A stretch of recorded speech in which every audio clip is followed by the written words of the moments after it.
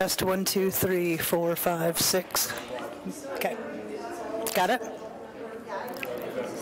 1, 2, 3, 4, 5, 6, 7. Yes? Okay.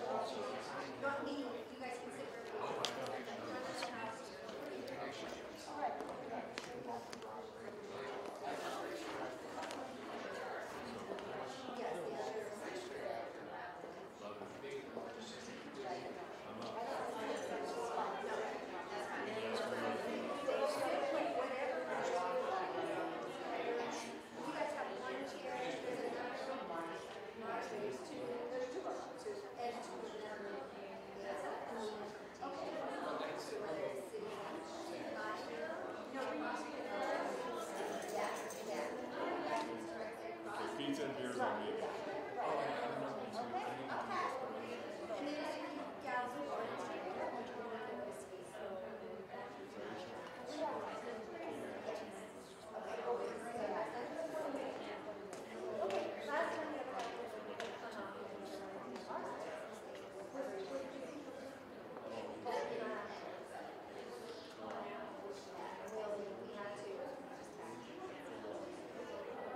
Like grocery store.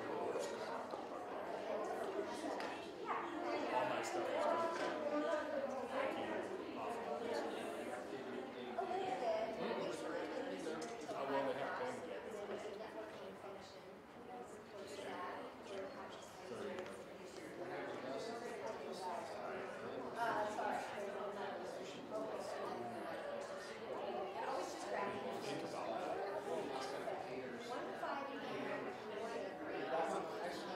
I never thought about my computer.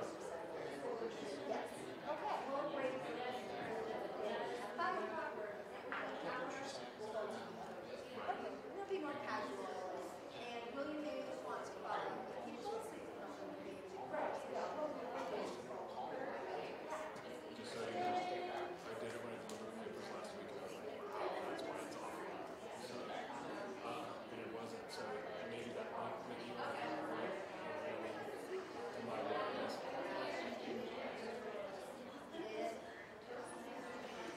Anyway. Dan, I will definitely call you later, okay? Okay. Sounds good. I'll know for the process. Yeah. Thank you. And pizza. Okay.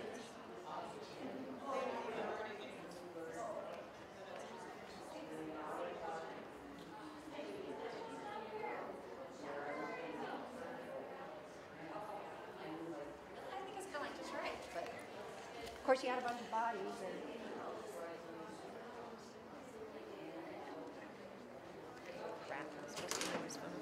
thumbs up, Mike.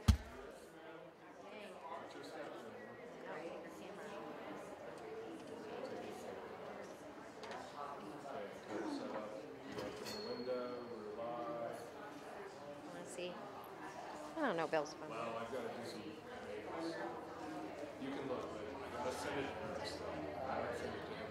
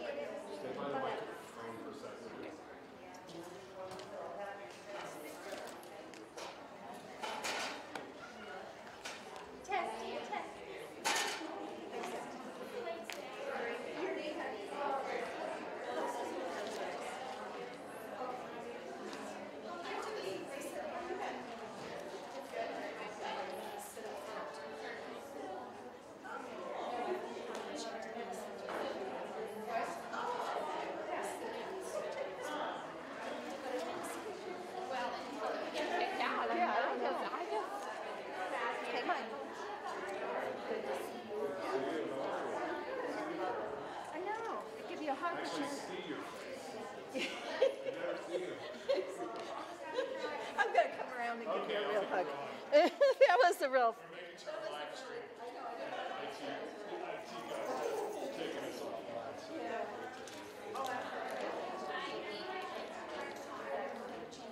I'll tell you that. Yeah, we're trying. Yeah, no, we're working. You guys ever have stuff? Share, please share. Yep, yep. Everybody shares with Sky High, but I'm like, come on, share with I us. know, I know. Share with us.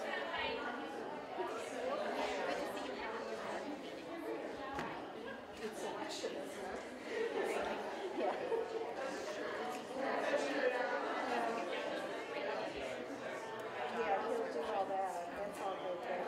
I know.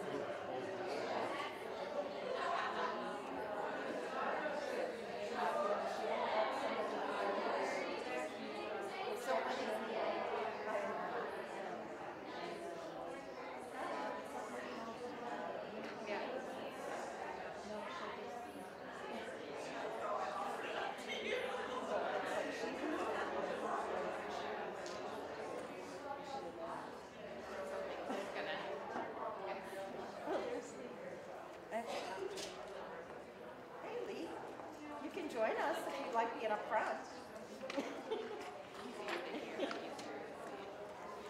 It would be our pleasure.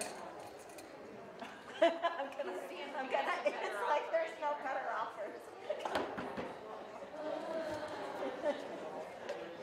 I'm catching up with my Miss Quality of Tourism. Good to see you, Lee. Good.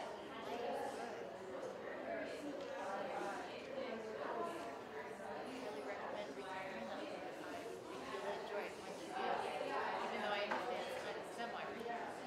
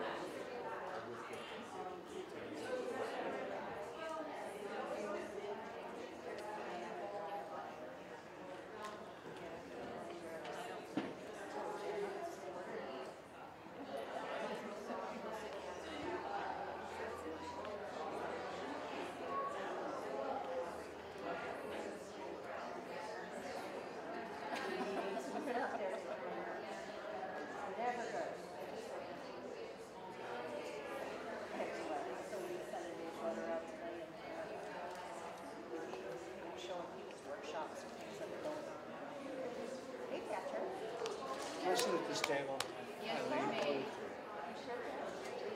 I was just talking actually to because talking there. I'm going to say a board From where?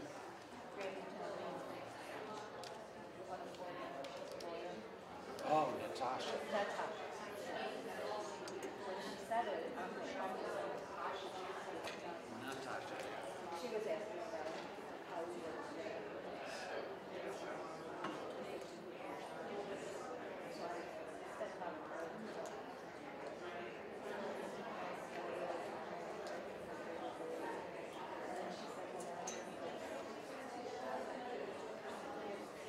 $5,000 is what I asked for. Jackson County, the total budget for there is $20,000.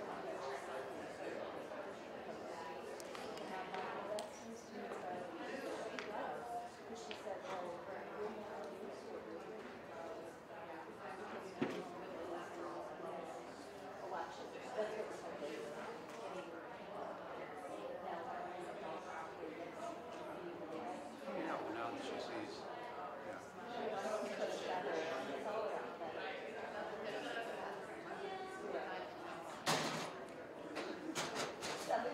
no, the Jackson thing is $20,000.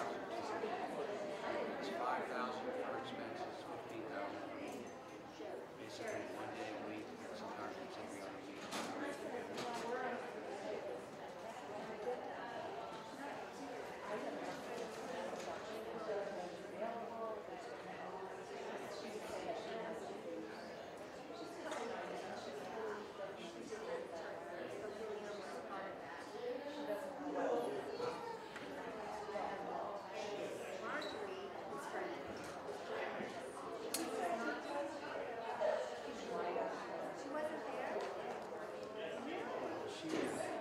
She's out to get anything connected to the nursing. She's not the nicest. She can't stand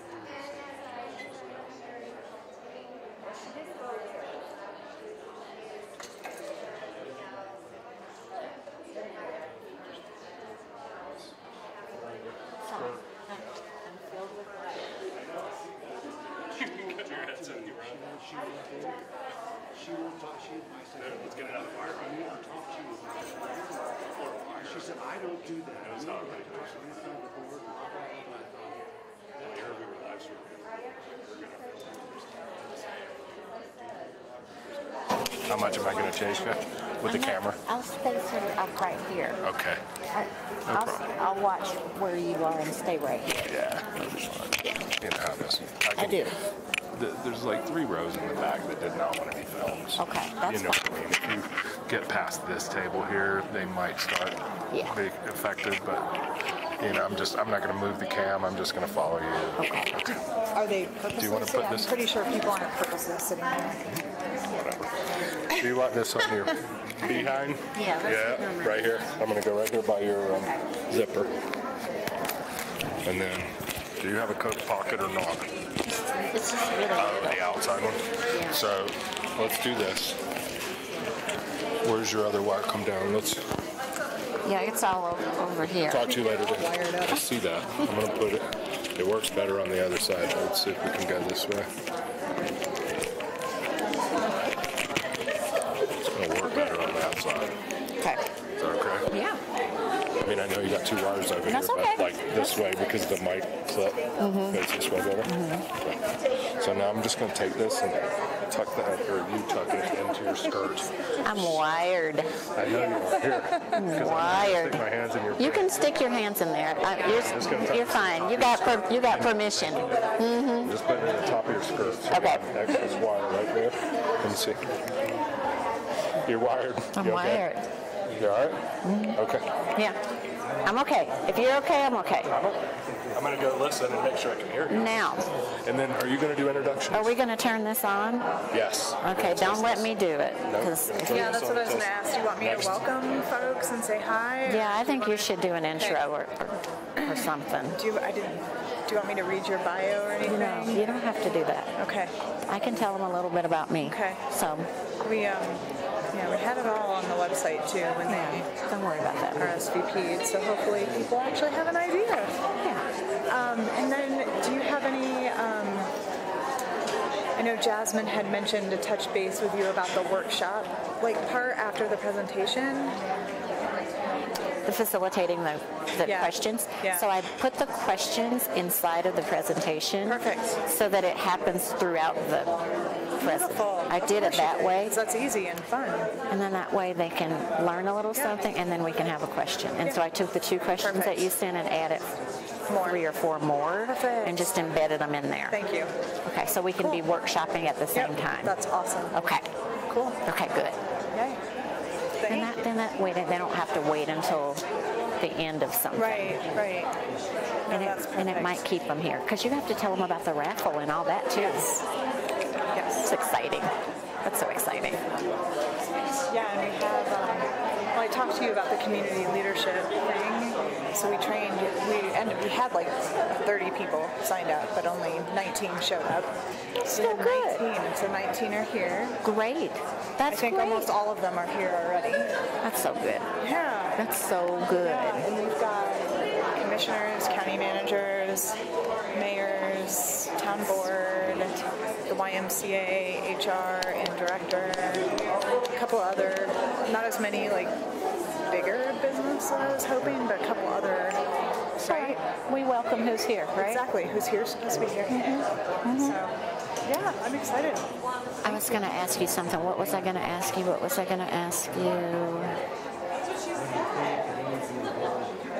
I can't remember. It must not have been like huge. One of our commissioners. It's nice. I think, yep, both ASL folks are there. And they've got me all Wired. wired. Have you worked with CLC before? I feel like I have. I think that's who it was. They're pretty amazing at.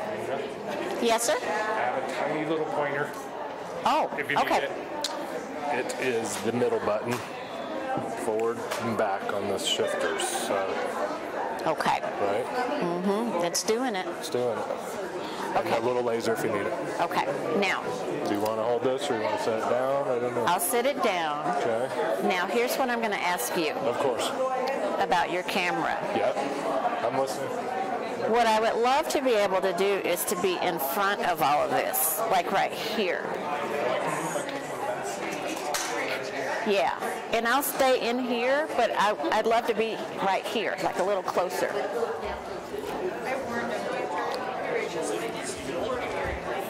I know.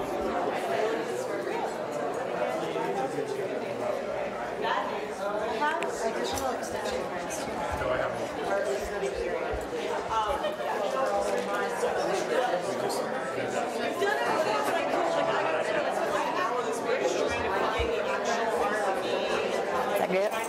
Okay, I'll stay here. Start getting the side of your head, yeah. Yeah, it's an electric fence. Kind of. It'll be fine. Optimum if I was in the middle. That's okay. I'll stay right here. I expected it. Okay. I'll make it work.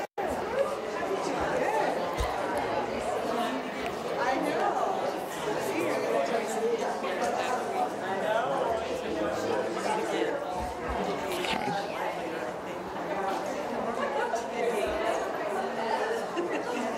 Okay. See, now the only thing is I can't use the screen as much the further away you go. Oh. Okay, so put it back where it was, and I'll go back to where I was. You okay? Yes, I'll You do know what whatever. you could do is be goofy and make people move up to these two tables. I know, like, why are they all back there? I don't know. Because they don't want to be on camera. I get it. But it's not like we're shooting them. I'm going to stay on you. Yeah. Unless you move a lot fast. I'm like, it's kind of up to you. Wait, before you move that, she's deciding. No, Because how much do you- I will do whatever you need me to do. You know how it is. I was expecting to catch some of that and you Okay. stay tight on you, but then if you point to that or something, maybe I could get far for it, it'd be difficult to get. I don't know your presentation, so it's hard for me to say what's best. So this is the real deal. Some of this is workshop-y things. There's going to be these scenarios where they're doing talking at their tables, and I'm not talking at all. Gotcha. And then I'm going to want to move around the room And work with them. and I work won't with them. film that. Okay. Because will you be talking about that while you're moving around the room? No. Or you'll just be working with them? I'll just be working with them. You know what I mean? Then I would go to the screen and Okay. whatever you have. on the Okay. screen. Because there's like 5 different times where that's going to happen. Gotcha. Where I'm just out there working with the group. Yeah. Perfect. Yeah. And I'll just go to the screen. So otherwise, then I'll just stay up here, If this is your electric fence, right here. Okay. because we're running a live Facebook stream and a live to the health networks. Now, with this, am I going to need to stay right here? I can move. It's panned. Okay. And no, don't even worry about that. That's just Okay. we have audio on that. That's all. Okay, well, I'll let this be my electric fence. It's going to be your electric fence. It's okay. I We'll can, still hear this. I can go this far? Okay. It'll still have the screen up there if you're running. Okay. They'll still be You able do to what's most exactly. We will work with whatever you Okay, I'll let this be my electric fence. And you'll be really proud of me because that is almost impossible for me to have an electric fence. You don't have to. Sometimes I just get shocked and I still keep going. I'm being shocked. Shoot live concerts, so So you trust me. know. Oh yeah. No, it gets weird. Sometimes the camera doesn't do as well as we hope. Yeah. We'll do the best we can. Okay. So I'm assuming Jen's going to introduce She is. She's going to do all that back part. and we'll talk through that Okay. when we're ready. Okay.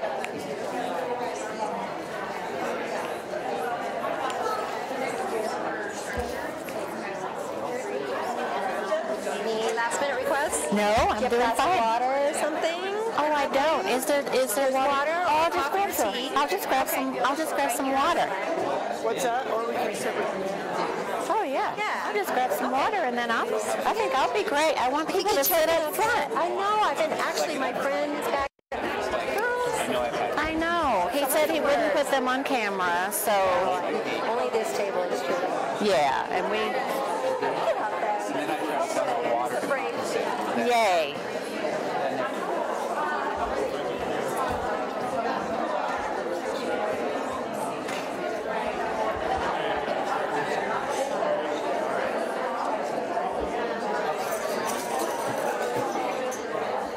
How are you? Well, how are you? I'm good, thanks.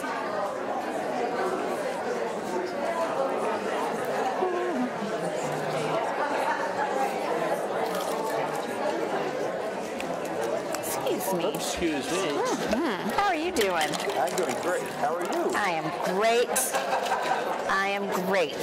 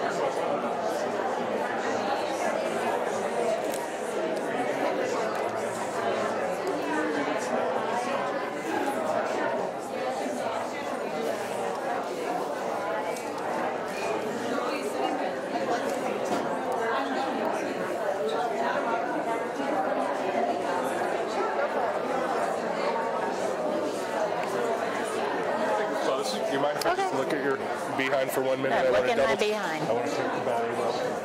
Yeah, strong. Good? Life is good. Okay, great. Enjoy. Thank you. Good afternoon. Can everybody hear me? She's going to start talking about language justice. All right. And then I'll Hello, everybody. If I could have your attention, please. Thank you so much. My name is Joy, and my compañera is Allie. We are here from the Community Language Cooperative. We're the interpreters for today. We'll be interpreting from one language to the other, since the majority will be in English, we'll be interpreting into Spanish.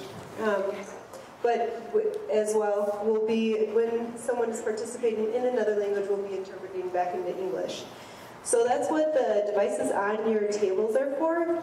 The tables that have people who are speaking a different language at them have received, everybody has received one, so that when we do small group work, they'll all be able to communicate with each other.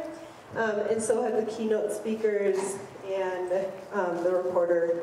And we've also put one at each table so that you can get an opportunity to use it as well and see how it works. The reason we do this is because of language justice. So we like to, the idea is to take an environment where language is, or English is the dominant language, and create a level where people can both participate in their native language, or the language of their heart. If at any point we do this, it means please speak a little bit slower. If at any point we do this, it means please speak up a little bit. And there is a volume button on there. If you press to the right, you can turn up the volume on the equipment. If you want to turn it off and not hear it, you can just disconnect the cable a little bit, and that will allow you to be able to connect it quickly when we switch back to the other language. So I'm going to very quickly say everything I just said in Spanish. So if you would like to try, you're more than welcome to put it on and give it a shot. Buenas tardes, mi nombre es Joy, mi colega es Allie, somos de la Community Language Cooperative. Tenemos los equipos en las mesas para que las personas puedan participar en su propio idioma, el idioma nativo de su corazón. Entonces, en las mesas donde hay una persona que va a hablar en español, hemos dado a cada uno un equipo para poder comunicar de una manera igual. Si en algún momento alguien está hablando demasiado rápido, vamos a hacer así. Si necesitamos que alguien hable más fuerte, vamos a hacer así. Hay un botón para el volumen. Si presiona a la derecha, ¿sí? Pueden subir el volumen. Y si es que están escuchando mucho el otro idioma, se está distrayendo, entonces puede desconectar el cable apenitas para poder volver a ponerlo rápidamente cuando otra persona empieza a hablar en otro idioma. Muchísimas gracias. Thank you very much.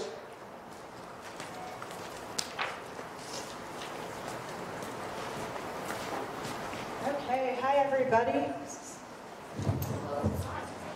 Got it. Thank you so much for being here. I'm really excited to have so many people attending our Healthy Grand County Summit. For those of you that don't know me, I am Jen Fanning. I'm the director of the Grand County Rural Health Network, and we promoted this summit by the Health and Human Resources Coalition. Has been really working on talking about equity and what that means and what that looks like in our community for the past year. The Grand County Health and Human Resources Coalition is a group of probably about 20 nonprofits, government agencies that come together every other month. We've been doing that for about 4 years now, 4 or 5, every other month, with the goal to really look at long-term solutions, because we work really well together, collaboratively for programs, and we think we do well looking at long-term solutions, but really trying to figure out what is missing in order to create sustainable change here in our community. About 2 years ago, we did a perception survey. The Health and Human Resources Coalition helped lead this perception survey. and really to look at what is getting in the way of people in our community, specifically the underserved, the people who are working, the people who working 3-4 jobs, the people who can't afford childcare, who can't afford food on the table, who speak different languages, disabilities, etc. What is it that is keeping them from being as healthy and thriving as possible in our community? And one of the key, we had a lot of great results. If you're interested in that, I can certainly give you that information. But one of the key components of that was stigma. People said, we feel stigmatized pretty much everywhere we go, particularly people living in low income. We feel stigmatized everywhere we go. People speaking a different language, we feel stigmatized everywhere we go. So we started talking about how are we going to make that change. That's a cultural change. How do we do that? And this is the culmination, I can never say that word, the result of that conversation a year and a half later. Really trying to look at what is equity, how does that work in our community, how does it show up for us, both on an individual level and an organizational level, and then what can we do to make changes? So thank you for being here. I also wanted to really reach out and acknowledge the Health and Human Resources Coalition. So if you are on that coalition and been part of this planning, can you please stand up for me? So they can see we've got some really great organizations. Please stand up, you people. They're all looking at me like I'm crazy. I'm going to call them out. We got Grand Beginnings, we got Public Health, we got Grand County Human Services, NWCCI, why can I never remember your Northwest Colorado Center for Independence. We got, I'm going to miss people, Grand Futures, who else is in the room here? Each Grand School District, I can't remember.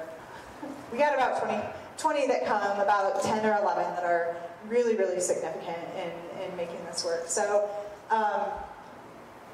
thank you for being here. I really look forward to what we are learning today, and you didn't come here to hear me talk, so I'm going to shut up now. And really, I'm really excited about introducing to you our keynote speaker, Dr. Nita Mosby Tyler.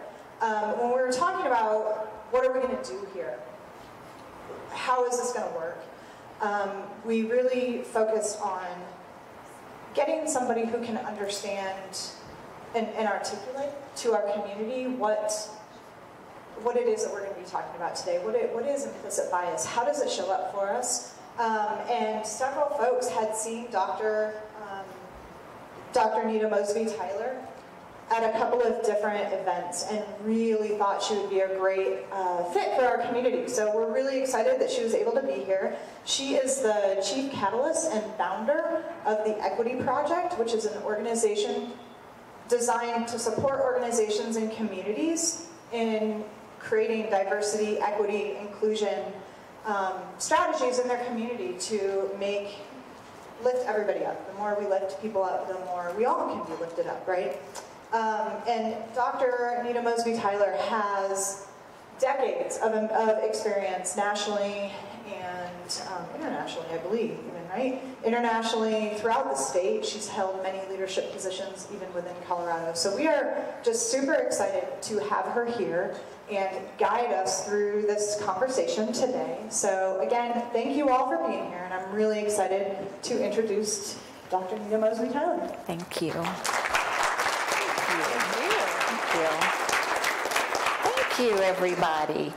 I am really privileged to be here with you today. I appreciate Jen saying that you're honored, but I couldn't be more honored to spend some time with you this afternoon.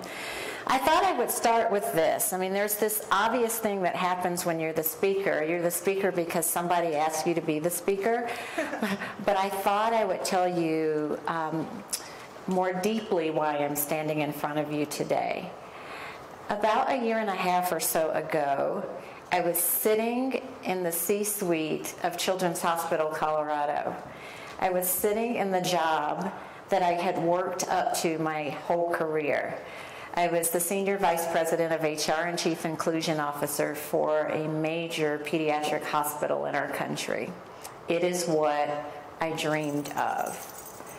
I loved the organization and I loved what I was doing, but our election happened, and when it happened, I saw something that I had not seen in decades, and it was something that kept me up at night. And that was watching us right before my eyes polarize as a country, as people, as friends, as colleagues, in a way that really caused me great pain. And the pain came from the fact that I grew up in the civil rights movement, and I grew up in the segregated South during a time when we still had separate water fountains. I remember drinking from the colored water fountain. I remember the Negroes Not Allowed signs. I remember being at the University of Alabama when they were still burning crosses because they didn't want black students on the campus. And so I was coming from a place of pain and watching once again us go through something that was really similar. And it was in that moment that I made one of the biggest decisions that I've made in my entire life. And that was to give up something that I had worked my whole career to get to do something that I thought the world would need more of. And that was these kinds of conversations. These kinds of conversations that are filled with grace and filled with everybody's lived experience as the content of the stories. And so it was in that moment that I left Children's Hospital to launch my organization, the Equity Project. And so that's a little bit more about why I'm really standing in front of you today. I really have a commitment in Colorado, nationally, and even internationally, to create as many spaces as we can for us to have conversations that include all of us, that have us go back and recheck definitions that we set decades ago that might actually be causing us issues today. To have conversations about things that we've been cursory at best about in the past. And so that's why I'm here with you today. And I'm so thankful that I'm not standing in front of an empty room. I'm standing in front of a room filled with lots of experts with lots of lived experience. I will tell you this, and then I'll get started. I've been told to stay right here. Everybody that knows me knows that I'm a wanderer, and my joy is really being back there somewhere. But we're live streaming, and I'm being very respectful of how the camera work needs to happen today. So I don't want you to think I don't love you, but I've gotten my marching orders. There will be some times when I'll get back there too. The other thing I want to tell you is that the goal of the cameras really is very selfishly to have me on the screen and our slides, and so I don't want you to worry about the cameras being on you. I want you to be comfortable that you can have this experience without having to worry about things like that. So I just wanted you to know that too. Last thing that I'll say to you, and then I'll start. My goal today, and every day as a matter of fact, is not to hurt you. I really do have lots of opinions. You're going to hear a ton of them today. You'll be on NETA opinion overload by the time we're finished. But one of my opinions is that we've done a lot of hurting each other in this work. Just having conversations historically, even about the word diversity, has created pain for folks depending on how we've had the conversation. So I do want you to relax a bit, just sit back a bit, and just know that what is in front of you is not pain. What's in front of you is just opportunities to discuss and reflect and to contemplate. That's all we're going to do today. So I wanted you to know that. So let me just launch right in. I thought I would start with this. As much as I do a lot of work in Colorado, I think it's great to give you context for what's going on all over the place. There's some common themes that I see in this work no matter where I go. It's just the same wherever you are. So I wanted to share that with you. So just show of hands, how many of you have ever heard of the term diversity fatigue? Okay, so there are just a few hands that went up in the audience about knowing what the words diversity fatigue mean.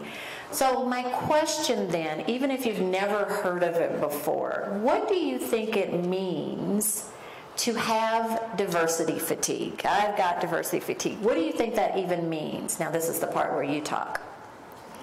Anybody want to share with me what you think it means? Yes. Am I allowed to take the microphone over there? Can I go that far? Okay, great. So I've not heard that term before, but I do hear in my line of work people that say, you know, they're tired of having to use inclusive language and to worry about everyone's feelings, and that they're not used to having to have that level of sensitivity all the time. Yeah. That's just beautifully said. I mean, if I could make a poster out of the definition, it would be what you just said. Now, I'm going to say what it means in not such an eloquent way, because you did it so beautifully. Now you'll get to see beautiful and not beautiful. So here's not beautiful. Diversity fatigue. I'm sick and tired of talking about diversity. That's what it means. That's what it means. So here's what I want you to know about it. That is a real thing. We all have it. We all have it for different reasons. Everybody doesn't match around why we have diversity fatigue. But it is truly a fatigue that has everything to do with what you just said.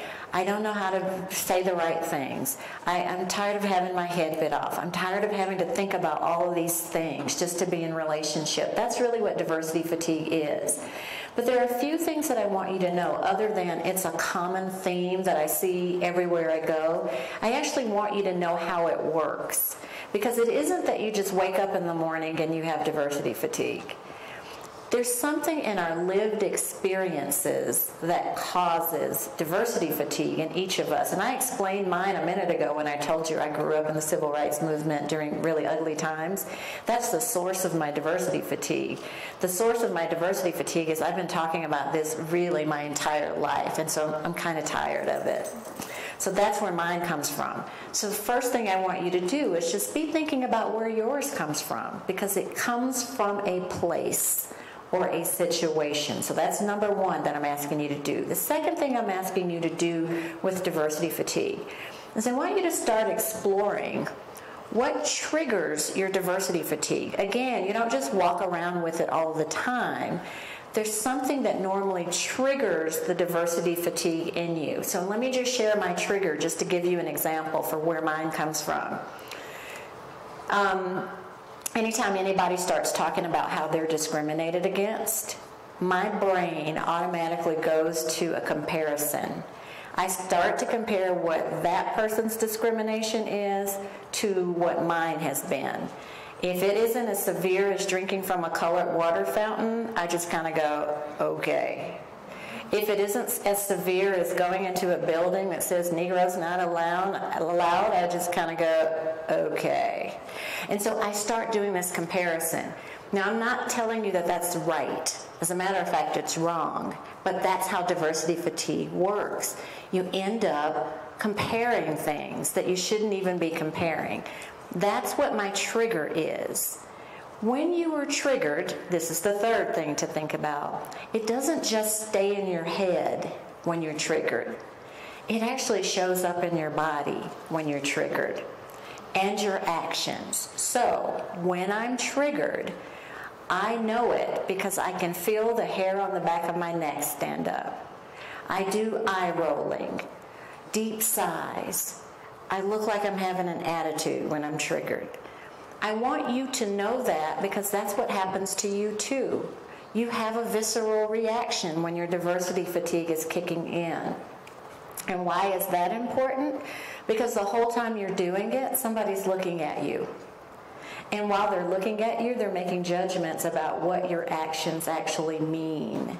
I work a lot with police officers across the country. And if you want to talk about a group of folks that have diversity fatigue, it's officers. They have fatigue for a variety of reasons, one of which would be they see the same things over and over and over and over again.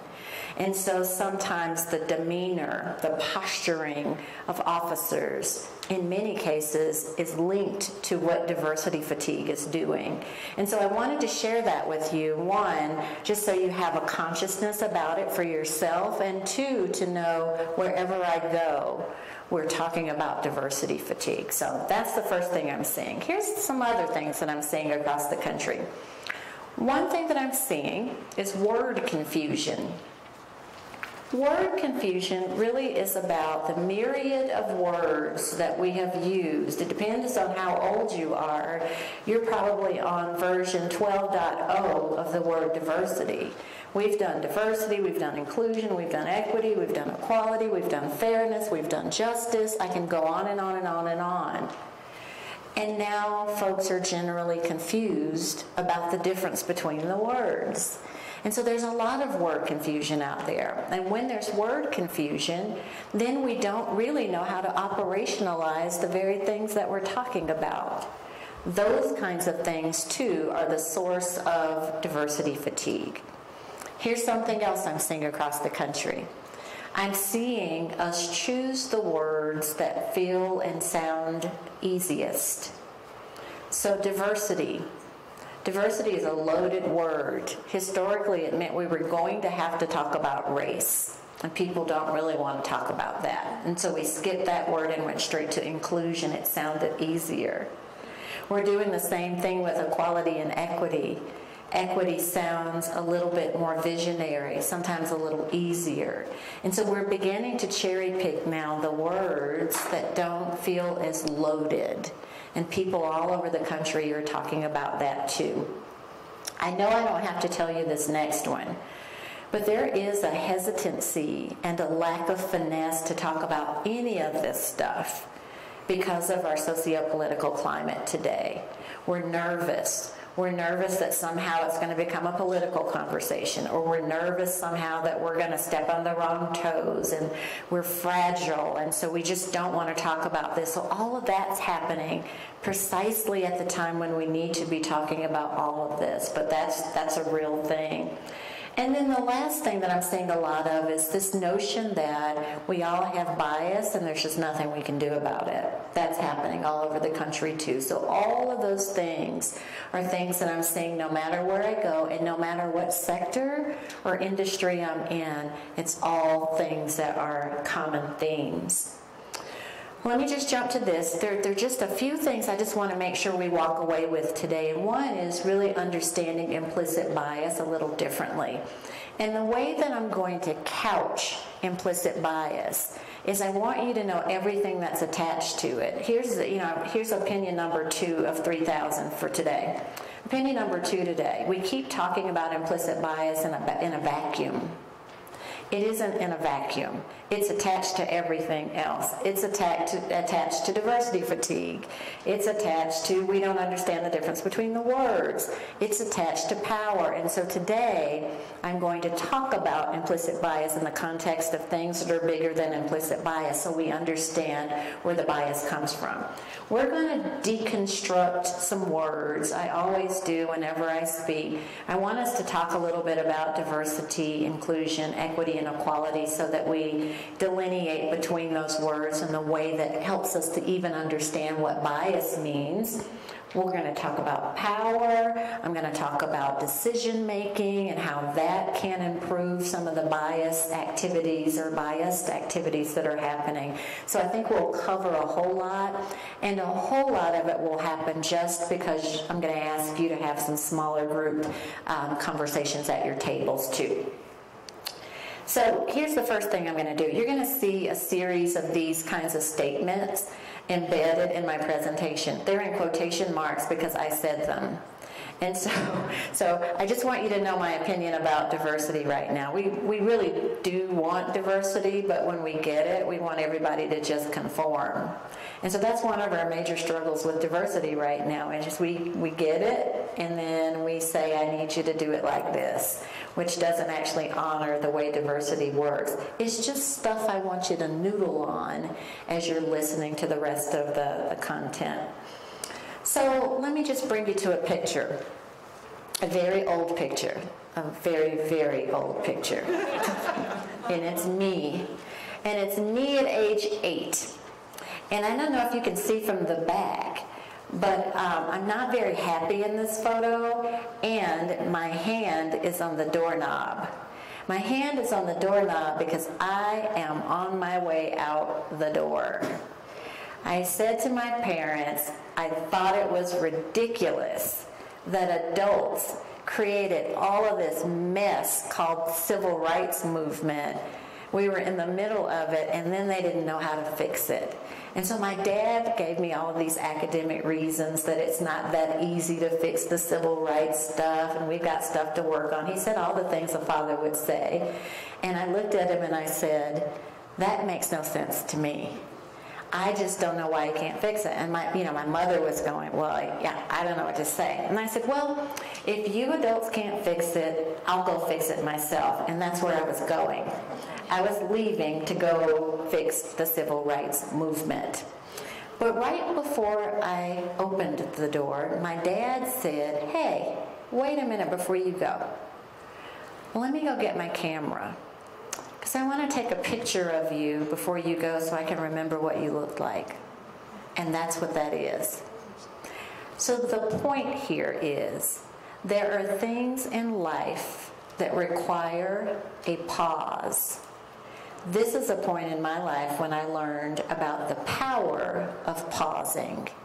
One of the things for us to think about, and we need to think about it quickly and deeply, is we've never built a system in the U.S. that intentionally inserts a pause in it. Our lives are robotic. We're robotic at work. We're robotic in community. We just go, go, go, go, go. The pause is not intentionally inserted. What I know through lived experience is if we don't build a system, this system that we keep calling equity, with intentional pause built into it, pause for relationship, pause for proximity, pause to make mistakes, pause to learn, get back up, then we're going to repeat history. And so the gift in this from me to you is, I want you to know that there are opportunities that we have right now to make things a whole lot better if we just pause long enough to do that. So here's what I want us to do at your tables. This is our table topic number 1. And we're only taking maybe 10 minutes or so to do this, but I want you to talk about 2 things at your table. I want you to talk about a time when you were successful at something because you inserted a pause in what you were doing. The second thing I want you to talk about is a time when you weren't as successful because you failed to insert the power of a pause. I want you to think about that email you sent yesterday that you weren't supposed to send. Or that thing you said because you were angry, or that thing you said because you didn't have time to get into the whole dialogue. I want you to think about all of those things. So just 2 examples. Try to get as many people as your table to have the conversation as you possibly can. Good scenario, scenario that could be improved. Power of the pause. Okay, about 10 minutes.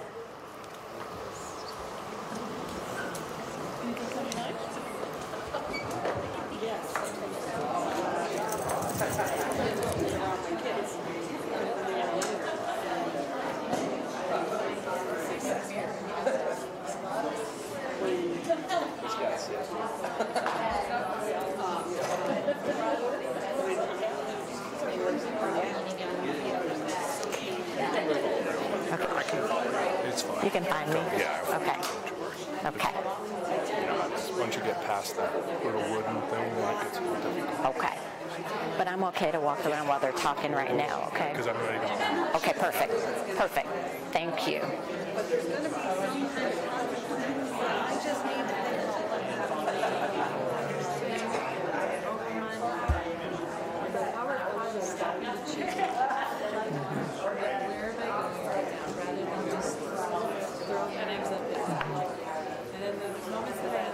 You're all the jobs today.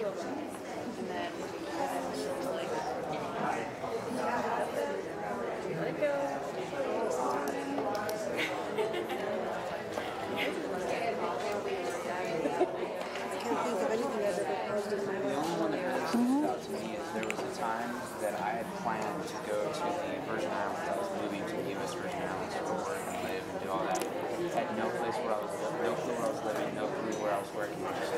do it like I did here. And 2 weeks before I was supposed to leave, I was like, wait, am I making the right decision here? Do I have any idea of what I'm doing? It's the same thing, it's just moving to a mountain. And I didn't do it. And I look back on it now, it's like that shit, that was really a good decision. I really didn't know what I was doing. How I would get by, how I would stop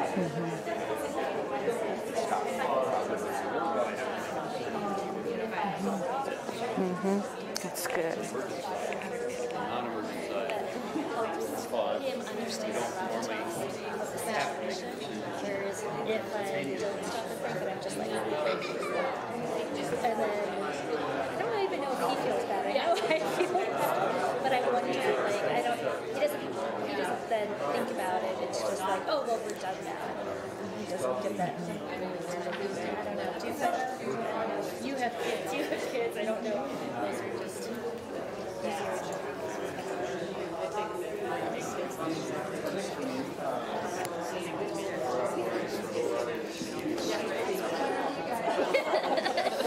Did you send an email? I sent an email. It was not good. Yeah, I've done that. I've done both. So I've tried to get better at it. Yesterday I sent an email to her. Before I did it, I had her read it. So she was my pause. Oh, nice. Instead of just send it Yeah. button and going home. Yeah, nice. And emails are tricky. They can be interpreted like a text message. That's so true. That's so true. If I want to talk to somebody that's very important, I want to talk face to face in person. I don't want to text them. I don't want to email them. I don't want to hit them on Facebook because there's too much stuff you can read into that that's not there. So. And yet that's the sort of society we're creating, where we don't even have to have the face-to-face interaction, which makes that even more complicated. My kids, my oldest will be 40, my youngest will be 28. And if I want to get them, I have to hit them through text. Will they answer their phone? No. They don't, Mom. they don't want to talk.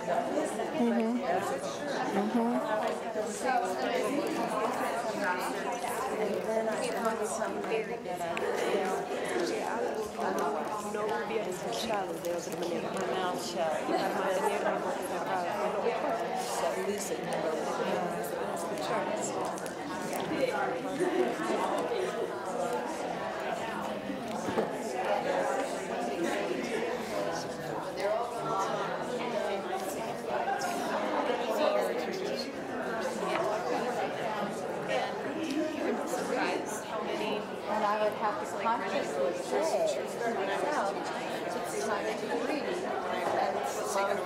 And slow down.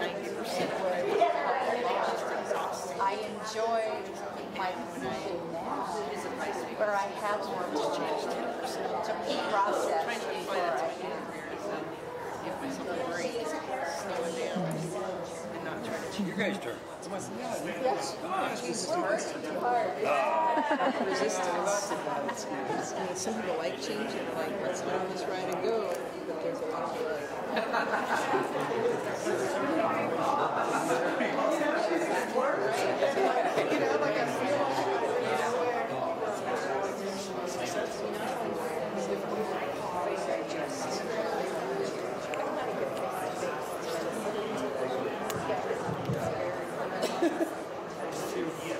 I like the way, very simple, professional. And I think that's because it's not bringing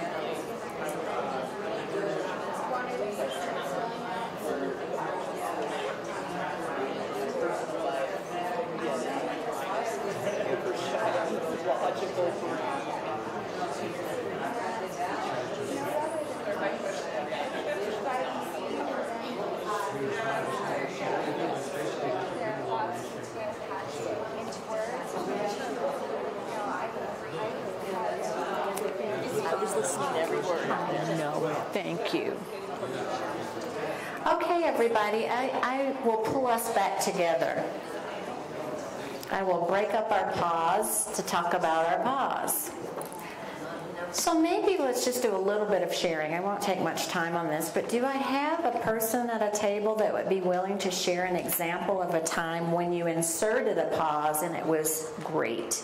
It created success. Okay, I'm going to come back there with a mic, okay? All right. I just left my little square up there. You got my back? Got your back. Okay. So a time that I inserted a pause was whenever I was really frustrated with my 2-year-old, and I went outside and took a break with her inside the house, and then I came back, and then we resolved the issue. Awesome. Great. Thank you. Great example. Great example. All right, you know what I'm going to ask next? How about an example of a time when you did not insert a pause and it did not, I'm not looking at you, and it did not work well? Okay, thank you. Sure. The time I didn't think was the nurse didn't put my seizure medicine in, and she didn't come back to do it till the next week. And I called her up and said I was going to sue the company, and I don't know if she got fired. Mm-hmm. So that wasn't cool at all. I did apologize, though, and sent her a card for my, because that was not cool at all. Yeah. I just lost my temper. Yeah, of course. Yeah. You did. You did. Thank you for sharing that, and thank you for your honesty in sharing that too, because oftentimes when we don't pause, we also aren't honest about the fact that we didn't pause. And thank you for, you fixed it. You fixed it. The apology fixes it. That's the piece that we have to do better at. So thank you for that. Keep talking about this. I want you to keep talking about ways that pausing can help the cause. This is going to make more sense to you in about an hour from now about pausing. Here's the other thing that I think. In the work that you're doing in this community, and particularly in rural communities, I have a little bit of a bias. I'm not from a rural community, but many of my clients are, so I feel like family. In rural communities, what you have to do takes a little bit more to get it done. It's not as resourced. There are things that are just different. And so you in particular have to think about pausing very differently than people that would be in an urban center. And I just want you to know that your intentionality around your pause is an important part of your own resiliency too. So I wanted you to know what that has to do with this work that we're doing called equity. So I want to take a few minutes now that we've talked about pausing, and you'll understand now why pausing is important. I do this little segment called Deconstructing Equity. And it's not that I'm trying to blow up equity. I'm trying to pull apart all of the words that we use most often to try to make sense of how they actually relate to one another. So this visual is nothing more than a reminder to you that we're on a continuum. We do diversity work, we do equity work, we do equality work, we do inclusion work. That's just how it works. And we just, depending on what we're doing, we're in one of those categories or another. The takeaway that I want you to have out of this particular slide is what we're trying to do here is not a math equation. It is not a math equation. I'm not being cynical here. What I see across the country is there are organizations that say, well, we did diversity, and then we did inclusion, and now we have equity. And of course that isn't true. If you do diversity and you do inclusion, that doesn't guarantee you equity at all. It's not math. But here's what I want you to remember. Really the best visual of all of this would be gears. The diversity gear turns the inclusion gear, it turns the equality gear, and that turns the equity gear. They just turn each other. And anytime you stop working on any of them, all the wheels stop turning. And so the reality is we're never really finished. We're never really finished with any of these words. And so give yourself some peace and some space about the work that we're doing. Don't get yourself too boxed into thinking that you have to be done with one of them to be successful. The reality is it's all sort of iterative work. And success, honestly, is the fact that you're doing something in all of these categories. And we'll talk a little bit more about that too. So I just wanted to dispel the myth that this is math and one equals the other. So let me just start with just some definitions. Now these are, again, the World According to NEDA definitions, but I at least wanted you to have a jumping off point for your own definitions for the words. And I always start with the word equity. Equity to me is the word that we're using the most, and it's also one of the words that's the most ill-defined. I want you to remember this about equity. Equity is creating systems. Equity isn't that you were nice to your neighbor. Equity is you're creating systems where everyone can thrive. And the operative word there is systems. And when I say systems, I'm talking about major systems like healthcare, education, justice, housing, all of those major systems. What we're trying to do is remove bias, discrimination, stereotypes out of our major systems through equity work. So even at a very local level, as you think about the work that you're doing, is the work that you're doing each and every day chipping away at inequity in bigger systems? And so I want you to think about equity as the umbrella. We're creating systems where everyone can thrive. Now, thriving and creating systems where everyone can thrive doesn't mean we all get the same thing.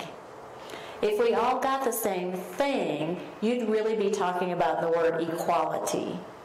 Equality is the word that really denotes access and sameness and getting people up to the same level. The best example I can give you there is when I worked for Children's Hospital, our workforce was about 85% white, but our patient base was about 65% kids of color. And so my question when I came into the organization is, how do we get our workforce to get in alignment with what our patient base looks like? How did that happen? And the answer back to me was, we deliver top-notch pediatric care to all children. It doesn't matter what our workforce looks like. And I said, what you just described to me is equality. Providing top-notch pediatric care to all children is what equality means. What I want you to concentrate on is equity too. I want you to know a little bit more about these 65% kids of color who have some unique health disparities that everybody else doesn't have. That would be equity. That would be knowing the nuances of something. So I want you to know the interplay between equality and equity, but they really are not the same thing. Equality is about sameness and equality. Equity is about giving people what they need. And equity is everything. It's language justice, it's healthcare, it's education, it's all of the things that I know you already know about. But herein lies where I think some of our conflict is. It's when we start talking about the words diversity and inclusion. And so I just want to have permission from you to be as frank as I possibly can about these two words. The word diversity is the one that I firmly believe with all of my heart. This is where we went sideways with all of the rest of the words. It's when we started defining the word diversity. So how many of you remember what decade it was when we first started talking about diversity for the first time? We were talking about it a lot. I know we've got age diversity in the room, but we were talking about it a lot. We were celebrating it. We had bumper stickers. What year? Decade? 50s? In the 50s. In the 50s. I heard somebody say 60s. This is why I love age diversity. What are we saying back there in the back? What decade? 80s. I'm hearing 80s. So I hear 50s, 60s, and 80s. Okay, so here's the reality. Everybody heard it at a different time. But there really was one decade where we were really concentrating on diversity a lot. And whoever said the 80s, you're right. It was the 1980s. Why do you think we were talking about diversity so much in the 1980s? Yes. The HIV and AIDS epidemic was happening in the 1980s. It was an epidemic. We didn't know what it was. We started stereotyping people. If I put a pin right there, it is when we decided AIDS was white gay men. We didn't talk about anybody else being impacted by AIDS. And so we stereotyped right there with the AIDS epidemic. What else was going on in the 80s? I didn't hear you. An economic boom, and it was booming in all directions, up and down. Yeah, that was happening in the 1980s. What else was happening in the 1980s besides bad hair? Who said that? War on drugs. The crack cocaine epidemic hit in the 1980s. I'll put a pin right here. We started stereotyping again. We said crack cocaine, black inner city people, like crack wasn't going to impact anybody else in the world. A couple of other things were happening in the 80s beyond even those things, which were major. Women were happening. Well, we've always been happening, but we were really happening in the 1980s because we were going into the workplace in greater numbers and going into leadership roles. We had not seen that so much until the 80s. The other thing that was happening is people of color were coming into the workplace in greater numbers in the 1980s and also going into leadership roles. All of that stuff was happening in the 1980s. And it is right there in that moment in time when I think we screwed up the definition of diversity. Let me tell you why. I was a diversity trainer in the 1980s. Here's what we did. We created, in my opinion, what I call the two great travesties. The first travesty is the travesty of what we did to white people in diversity training in the 1980s. And the second travesty is the travesty of what we did to people of color in diversity training in the 1980s. So here's what we did. The rooms were largely white audiences because the workplaces were largely white at that point. Here's what we said. Diversity. The definition of diversity is, and then we described it as everything that wasn't white. Explicitly. We weren't tap dancing around it. We said diversity is, and we basically called it people of color. And if I can get even more specific than that, we weren't even saying people of color. We were just talking about black people. We weren't even talking about ethnicity then. So we made, at that moment in time, the definition of diversity about people of color. That's a travesty for white people who listened to that and had to accept a definition of diversity that didn't have them in it. That's travesty number one. Travesty number two, travesty of what we did to people of color in diversity training in the 1980s. We were sitting in those same rooms, and what we heard was that we were the definition of diversity. But what we also heard is a description of us as our oppressions. We didn't talk about anything beyond the oppressions of people of color. I heard everything about how I was born out of enslavement. I heard all about immigrants and the things that happened to immigrants. We heard all of that, but never once were we ever described as the things we contributed to this country. Not our benefits, not our values, not our contributions. That became the travesty of what we did to people of color in the 1980s. Yes, we have a question. I'm so sorry that happened to you. Oh, well, it happened to all of us. I appreciate you. No, but we care about you guys. I know. I appreciate you saying that. I am disheartened that it actually happened to all of us. But this is a part of the story that we don't talk about because most of us have either erased how it started or weren't born when it started. I was there. I was one of the trainers. I was complicit in the way that training around that word was structured. So I want you to know that because much of the reconciliation work that we must do in this country is around that word diversity. We have to get the definition right. Race is a diversity, but race is not the definition of diversity. Diversity's definition really is this. Diversity is about the richness and the beauty of the differences of all of us.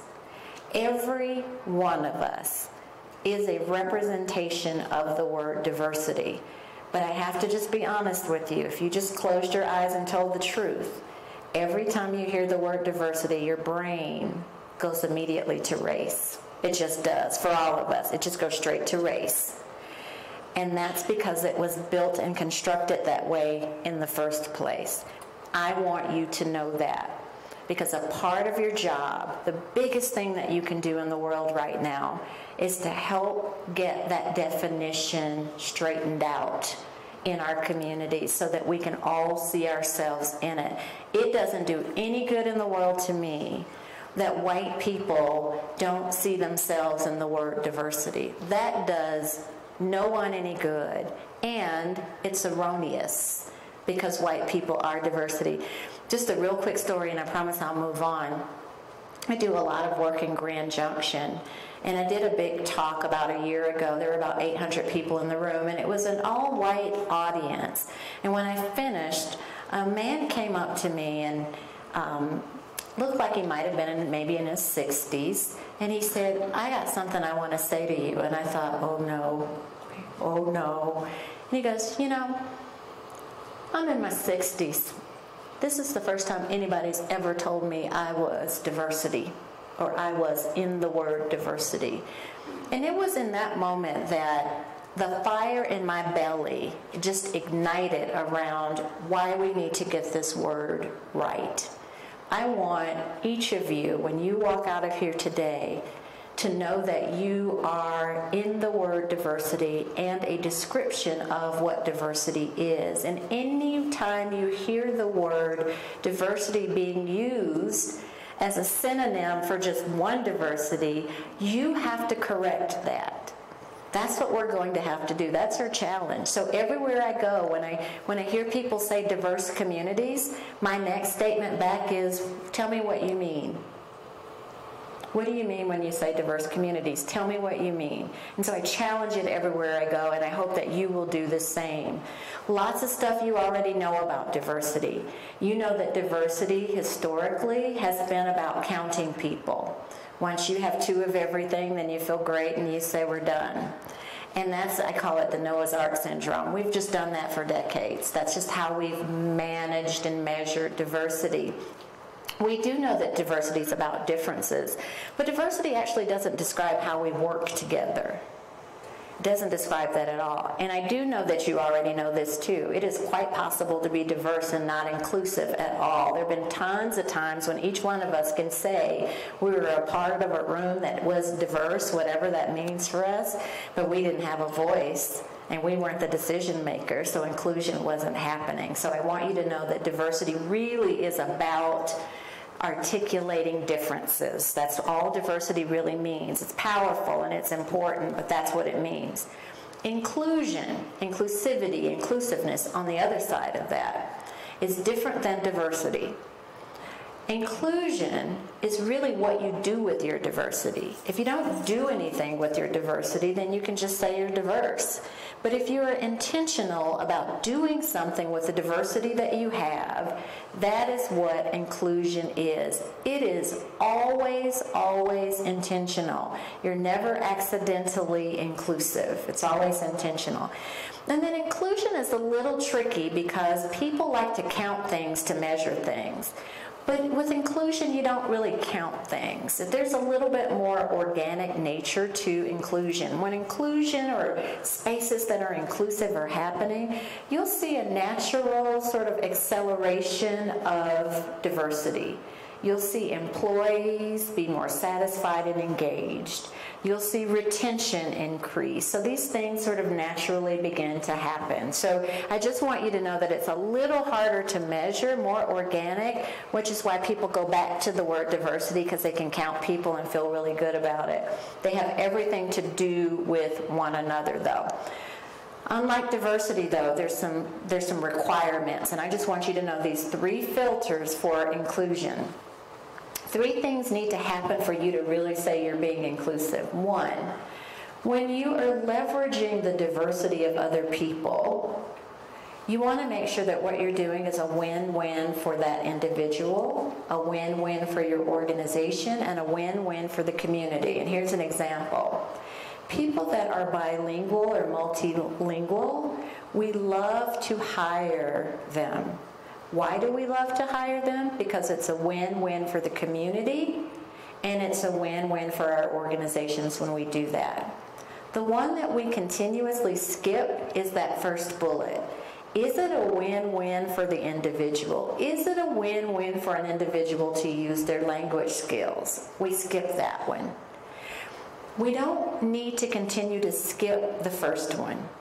I always share the story that I always get invited to be the black lady a lot in Denver. I get invited to the opera and all of the places where I know I'm going to be the only black person. Now, I know I'm going to be the only black person, but so do they. It's going to be a win-win for their organization and a win-win for the community that I show up, but they always skip that first one. They never say, Nita, you know you're going to be the only black person at this thing, but we'd love for you to be there because there are never black people at this thing. That could help the community. We skip that one. We're afraid of the first bullet. Why? We're afraid of the first bullet because underneath all of that is still this fear that we have about talking about differences. And so we skip it and just rest on those second two bullets. The reason I don't want you to skip it is if you skip it long enough, you run the risk of tokenizing people. People like me will just say, okay, okay, okay for a while, but after a while, it starts eating at your gut a little bit, that you know that they're inviting you because you're the black person, but they won't say it. Tokenism is when you're using somebody's diversity without their permission. And that's what can happen with inclusion if you're not careful. So I wanted you to know that there are some requirements that are necessary in the spirit of us being inclusive. Now, we're going to take a break in a minute so you can get up and stretch, but I want to talk to you a little bit about bias, because that's really why we're here. In order to understand bias, though, I wanted you to understand diversity fatigue, and I also wanted you to understand the deconstruction of these words and how some of those words in their historical meaning have had everything to do with some of the bias that has set up. And so I'm not a white person, so I don't profess to be able to be in the psyche of a white person, but I will say this. If I were a white person and you did not include me in the definition of diversity, I would have all kinds of biases because everything that we're talking about to me would be about other people. And so if you just do some simple analysis of that whole thing, so much of the bias that we have has everything to do with how we set up all of this dialogue in the first place. And so what I want you to know about bias, or things that you probably already know, is biases really are these unconscious, quirky kind of drivers that influence how we see the world. It is unconscious bias that we're going to focus on most. There are people that have explicit bias. They have bias, they're not trying to hide it, they let you know they've got it, and so that's one thing. But implicit bias, the one that's unconscious, it's buried deep in our subconscious, is the one that we have to think about here for a minute. What people want is a silver bullet for, like, how do I fix that? How do I get rid of this unconscious bias? But here's the deal. You don't actually get rid of unconscious bias because it's deep in the subconscious. You don't even know you're doing it. Sometimes you don't even know you're thinking it. And so there's no way to reach in and fix it if you don't even know it's happening. But there are some tips and tools for debiasing that gets you to pay attention to your behaviors more often so that you can start making some analysis about whether or not your behavior is actually linked to a bias. And so I want you to know that about implicit bias. I want you to know that everybody has them, just like diversity fatigue, that even implicit bias comes from a place. It isn't that you just woke up in the morning biased. It actually is driven by something, but it is unconscious and subconscious, that you can't just reach in and turn something to turn it off. It is a practice. It is a massaging of a muscle that sometimes we don't even think about, and we'll talk about how to do that a little bit later too. I want to just tell you one more thing, and then we'll take is it okay, Jen, to take a short break? We'll take a short break. Underneath bias, this is really important for you to know, is fear. I don't care what the science tells us about bias, underneath it is the fear. As a matter of fact, there's probably fear underneath every ism and phobia that there is. But what I want you to know about fear is that fear usually comes in two categories when it comes, and that this will make it easier for us to think about our own fears. So this slide talks about those two fear bases. One is called the state of fear, and one is called the trait of fear. They're both real. There's not one's real, one's fake. They're both real fear. Here's how it works. The state of fear. The state of fear is you're afraid of something because of something that happened to you before. You're not making it up. It happened to you, and now you're afraid. The last time you went into that neighborhood, it was not pretty. And because of that, you're not going back to that neighborhood. That's real. That happened to you before. The second the fear base is called the trait of fear. The trait of fear is real fear too. The difference between it and the state of fear, though, is the trait of fear is not based on anything that's ever happened to you before. It's really based on perceived danger. My gut is telling me something. My best friend told me something. My colleagues think this way. I saw it on TV. This is just fear that's not based on anything that's happened to you before. So the reality is we operate in both of these fear bases. It really just depends on what's going on. But what I want you to know about these fears is that our biases really come out of them. And so I want to just tell you a quick story before we go on break about fear. So I am married to a pastor. This is going to make sense in a minute. I'm married to a pastor, and we go out to dinner a lot. We both are vegans, and a part of what I like to do, this is what I tell my husband anyway, I like to go out to dinner so I can make sure that every restaurant has vegan options, and I can't do that if I don't go out to a lot of restaurants. How's that logic for you? Yeah, that's what I tell him. He believes me too. Anyway, when we go out to dinner, we go into the restaurant, we get seated, and now for the 132nd time, because we've been counting, we've made a game out of this. We get seated, we look at each other, and we go, wait for it, wait for it, wait for it.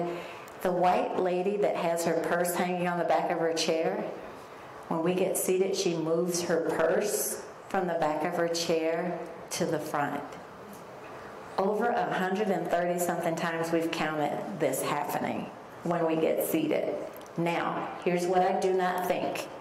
I do not think all white women are racists, and I do not think all white women have been robbed by a pastor and his wife. I don't think either one of those two things. But what I do think is that's exactly what the trait of fear can look like. When people have the trait of fear, a perceived danger, because it comes from a bias, there's actions that happen that are associated with that. And so that bias of moving your purse when the black couple gets seated really is about blackness and safety, blackness and crime. I know it well. That's what the bias is. And I would also bet money on the fact that almost none of those women knew they'd even moved their purse. That's how subconscious it can be, just like that. And so I want you to know the gravity of these fear bases. And so one of the ways to de-bias, since we can't reach in and touch the subconscious, one way to de-bias is to start thinking about the things that you might be afraid of. What things have really happened to you before that make you afraid? And what things are a perceived danger that make you afraid? And that's how we back ourselves into understanding what our biases are, by starting with the things that scare us. I've spent months thinking about things that I've got a trait of fear about. And it's been very difficult for me as a black woman to think about some of the things that I too am afraid of that might match the same things that you're afraid of. But we have to do that self-assessment in order for this to work. So I thought I would share that with you right before we go to break, just to get you thinking about that. And when we come back, I've got some small table conversations I'm going to have you have about that. So, Jen, how long? We need 5-10 minutes. How about 10 minutes? Does that work for everybody to take a 10-minute break? Okay. All right, let's take 10 and we'll come back and kick right in. Thank you.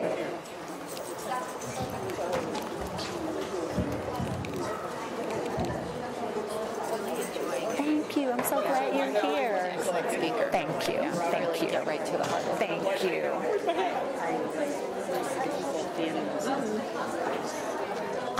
You've been babysitting my water, so thank you for letting me put. Yeah, I just put it there, and I didn't even ask you if it was okay to park. Do you want to sit down? Or do you need to stay? I think I just need to keep moving. Yeah. I hear your story. It makes me want to cry. No. I can't imagine what that feels like. Yeah, it's heavy. Yeah. It's heavy. And there's so many things you can do with it. You can be really pissed off. I know. Yeah. Or you can just have more love that gets established in your gut, which is what's happening to me. I know that we're better than this. Over and over again, I just go, I know that we're better than this. I know we are. So you may have more faith than I do right this second in some of the world in general. And you have no reason to have more faith because that's happening to you. It's not happening to me. So I aspire to have the faith. But I have faith in you. I mean, if I were to just operate on my trait and state of fear, I wouldn't have faith in you. I just decided I couldn't live my life stereotyping all people, because then I'd have no faith in anything, right? Right. Yeah. 132 times. Oh, yeah. Yeah. Well, my husband gets so mad. He gets so mad. He goes, okay, Nita, when are we going to say something? And I said, I haven't figured out exactly what I'm supposed to say yet. And because when I get ready to say it, I need it to resonate. I need it to not be a mean-spirited, I'm mad that you keep moving your purse. I'm not going to steal your purse. Doesn't really do anything when somebody's operating from the subconscious. Right. But this is a very long pause you are taking. Yeah. It's long. It's been a year long. Yeah. 132 times in 1 year. It's been 1 year. Well, that's a lot of going out to dinner, too. I thought you were going to say that. I know. It's like no cooking going on at my house. I wanted to thank you for talking about the civil rights movement. Because when I look at things like this, I'm 68 years old, and I worked with migrant farm workers, and I worked with American Indians, and, I feel like these should be solved. You would think. Yeah. You would think.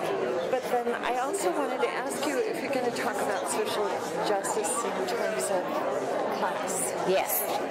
Are you going to bring that in? I'll bring it in. Okay. Because my dad was a union worker, and the way the union was vilified during exactly that same time, the union was to blame for everything. Oh, yeah. And it's very, very hard. Yeah. Anyway. I think everybody has been through a justice issue, but the way that we describe diversity makes it seem like white people never went through anything. And I get white privilege. I get, it's not like I'm ignorant. But I think that's the conversation that's missing. Yeah. It's like, let's talk about white privilege. Like, everybody get real about what that means. And a trait of fear. I think I can't help but to just open my phone and I see trait of fear. It's like blasted across all these things. And no matter how, none of the experience I've experienced, but you see it and read about it enough, it becomes a trait of fear inside you. Right. Even though you don't even. Right. And what do you think some of our politicians are doing right now? Right. They're totally plugging into that. Like people who will have a very neutral, or even have an opinion about something. Over that repeated exposure to messaging and stuff like that, you will suddenly start. You'll have the fear. You start developing fear over things that you never have had fear That's for before. exactly what's happening. So now everybody has trait of fear. You're welcome. Thank you. Thank you. Oh, I love that. I wanted to tell you I have a black family. They are like my family. When I had lung surgery, they're the only ones that came and visited me. Wow. And I get a lot of grief in the neighborhood for having a black family live in my house. together. Oh, I'm sure. I'm sure. But they're my friends. They're like family. Yeah. But it's probably the trait of fear. Like, what does it mean with these white people here? We're not, they're dangerous, or, that's real stuff. They're not. I know. So I've adopted a little girl who's Latina. Thank you. Oh, you too. I'll be talking to you. And interestingly, my family, they're like, well, what do you think you're doing? I'm like, she needs a home. We want to love on her just like anybody else. It doesn't matter what her color is, what ethnicity is. Like, we want to love her. Yeah. But my family's like, are you sure you want? It's like, are you sure? Yeah. Oh, yeah. Exactly. That was the intent. That was the messaging. And it was like, unfortunately, like even where we used to live, all of our neighbors were like, oh my gosh, why are you bringing them into our community? Right. Well, them are living over there. Not necessarily in our little cul-de-sac, but yes, them people are just like 2 blocks over. But it's othering, right? It's just we're doing a lot of othering, like them. But I still think it goes back to we didn't put white people in the definition in the first place. Talk about othering. There's somebody out of Minneapolis. Her name is Ellie Cruz. Mm-hmm. I don't know what his name was before he became a woman. Mm-hmm. But he was a white, high-power lawyer. Mm-hmm. Like, had boats, multiple homes, vacation homes. And it wasn't until in his 50s he realized he can't continue to live a life without being in his skin. Yeah. So he transferred to a woman. And all of those relationships he'd had, gone. Yeah. I mean, same person. Gone. Same person. Like, can't do all it. the way up to the justice. Like, and he says, I walked through my life privileged. Did never see the others until I became a woman. Now that I'm part of it, I see it every, and it is every. Anyway, I love it. Yeah, but we don't know what to do with all that. But I've got a segment in here where we're going to talk about that too. It just even my son doesn't know what to do with it. He's a high schooler, and I talk about gender neutrality and like that. Some people may not know what their gender is, or they might be a man, but they really identify as a woman.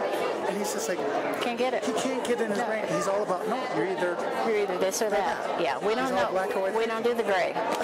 But even that's what Ellie talks about is gray area thinking. Yeah, we don't. Really? But even inclusiveness is gray. That's my point about it's sort of organic. You can't measure it. That's why we can't do inclusiveness because it's too gray. So, so much of this is history, right? It's just so grounded in the way we built everything. Yeah. Absolutely. Yeah. Well, I'm so excited for you. Well, so what Jen is doing here at the Grand County Rural Health Network, they work in Grand County. I work for a health alliance that works across 5 counties. I see. And Grand County Rural Health Network is really our sister agency. They're our boots on the ground doing the work here.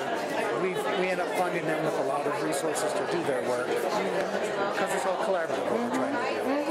And so I know the work that we're trying to get to, and it's all the buzz, but health equity and advocacy is something that we're now trying to be more intentional about, like what you're saying. If you don't put intention behind it, it doesn't happen. It really doesn't happen.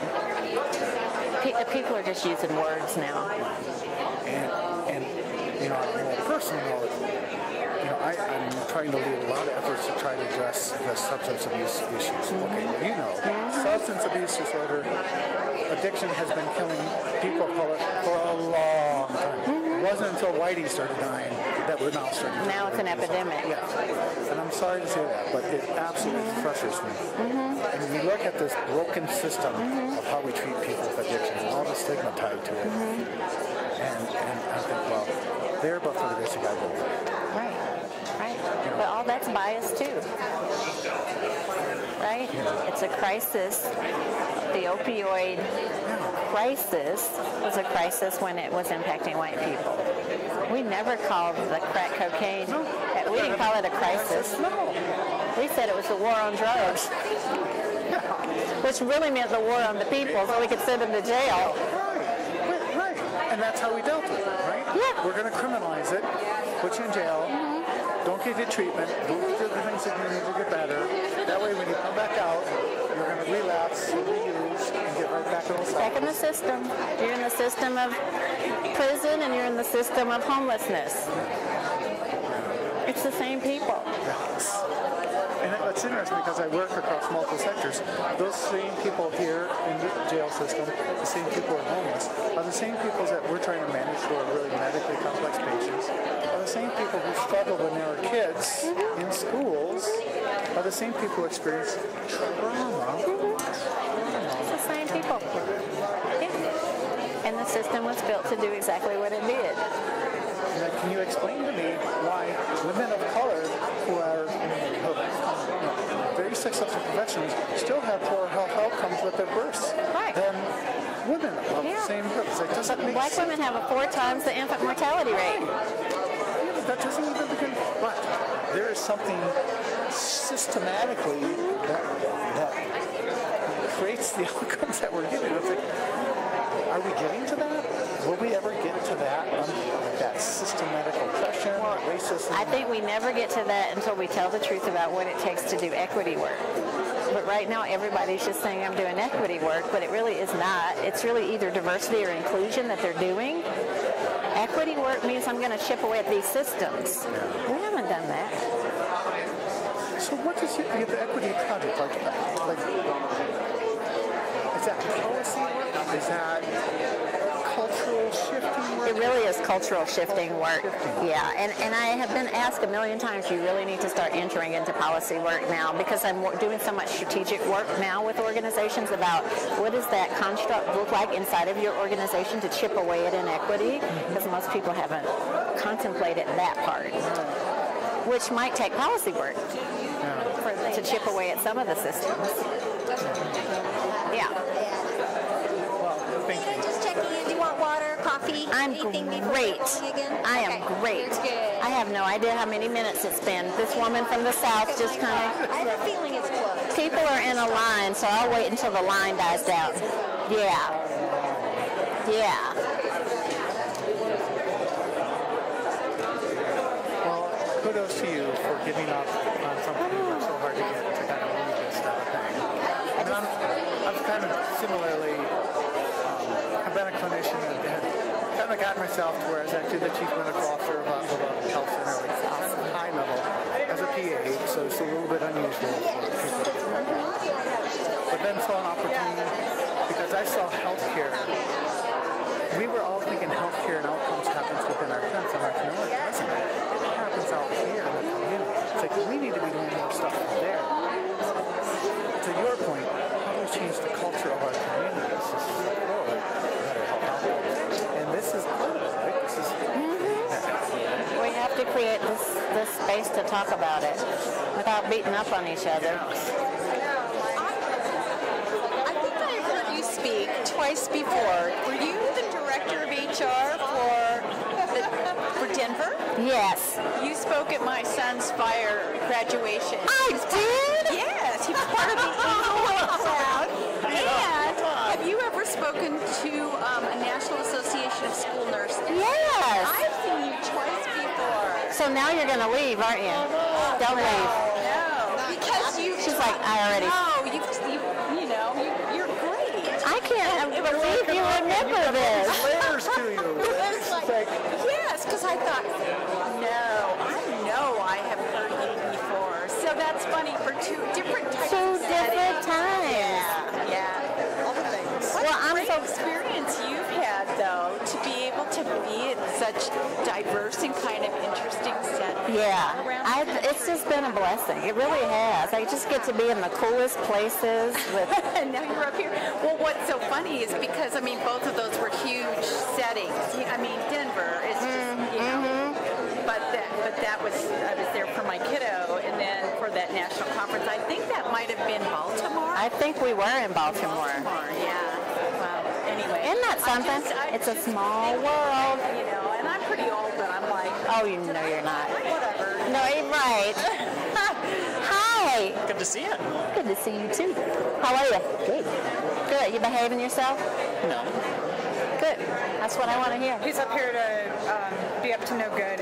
We want to steal the mic from you for about a couple minutes. Why don't you? It's your mic. To talk about what they're doing for a survey about health insurance, right? Yeah. I think that's great. That's what we got problems with here. Yeah. Big time. Just a bit. Just a few. But as long as you're misbehaving, things will get better. That's the hope. The best quote ever. I need to remember that. We have to. Yeah, because it's hard. It is hard. It's hard when people get mad. And they do get mad. They get really mad. Yes.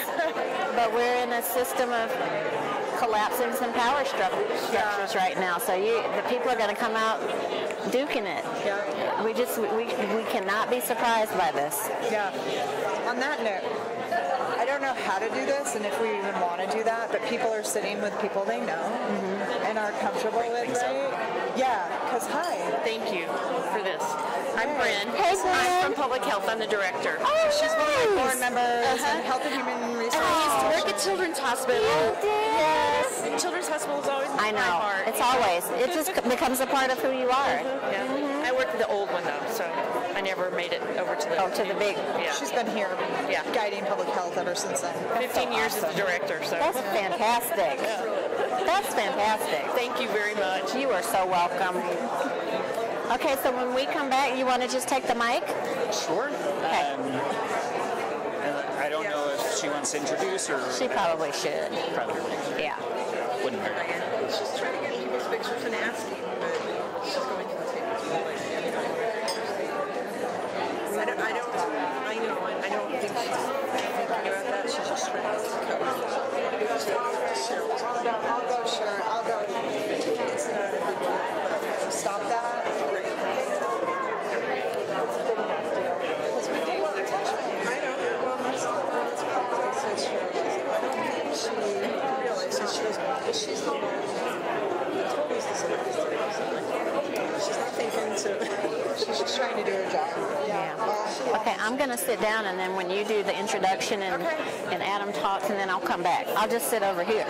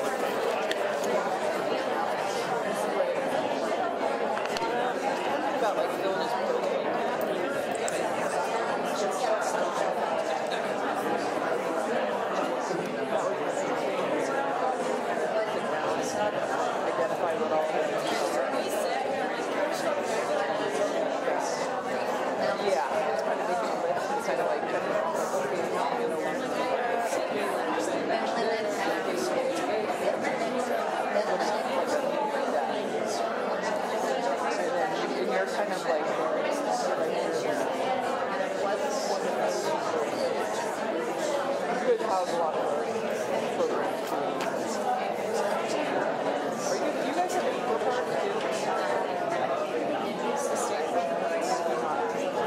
the ones that go on screen?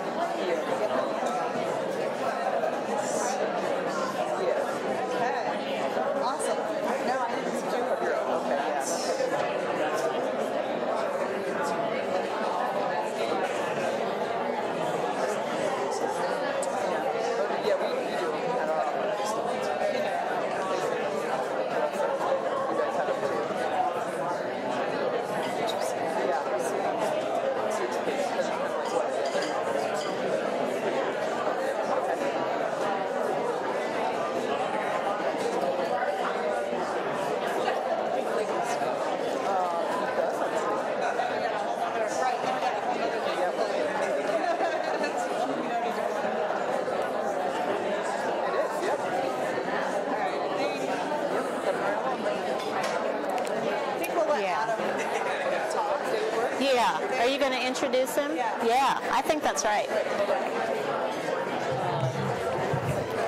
Okay, everybody, we're going to come on out together. As you're wrapping up, getting the yummy treats over there, I wanted to take a moment to introduce Adam Fox. He is from the Colorado Consumer Health Initiative. They have a table set up over here outside talking about health insurance, because I don't care who you are in our community, that is a huge issue. So I wanted to let Adam take a moment and talk. Hello, everybody. Thanks for a few minutes of your time. My name is Adam Fox. I have worked with the Colorado Consumer Health Initiative for 7.5 years. We are a nonprofit, membership-based advocacy organization, and we really try to watchdog the insurance companies, the hospitals, and our legislators and our regulators to try to make sure that healthcare works better for Coloradans. We know that there are some really particular issues, especially in this part of our state, where insurance rates are so high and so unaffordable. And we are trying to advocate for policies that will hopefully alleviate some of those issues. We do a lot of work at the legislative level, and we'll be back in session come January. But we want to hear from you all sort of what your experiences are in the healthcare system with your health insurance coverage, if you have it. If you don't, why not? We are here to serve as a resource to amplify your voice and your experience, especially in Denver at the Capitol. We are a small organization, and so I realize you're thinking, oh, here comes another Denver-based group wanting to talk to us and sort of run away. That is not our intention. We have been focused on insurance costs from day one, as well as the underlying healthcare costs that are driving them. So please take a moment or two to stop by and talk with us if you're interested. Join our emailing list. We have ways to help you share your story publicly or in a whole variety of formats. And we want to make sure that what you are experiencing gets expressed to our policymakers, to our legislators, to the Division of Insurance, so that they are actually making policy that will hopefully help. So please come chat with us. My name's Adam. My colleague Isabel is here with me as well. I would love to chat with you. Thanks.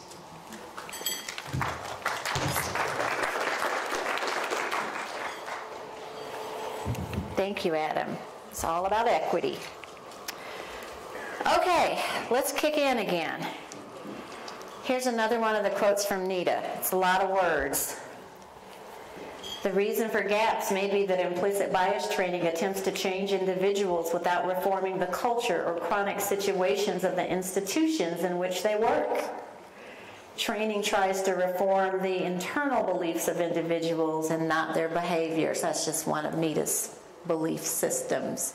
So part of this work, this implicit bias work, this equity work, is if we are not willing to look at the fact that we have to understand that all of these biases are built right into our systems, Having people deal with their own implicit biases isn't going to do a thing if the biases are built right into the system.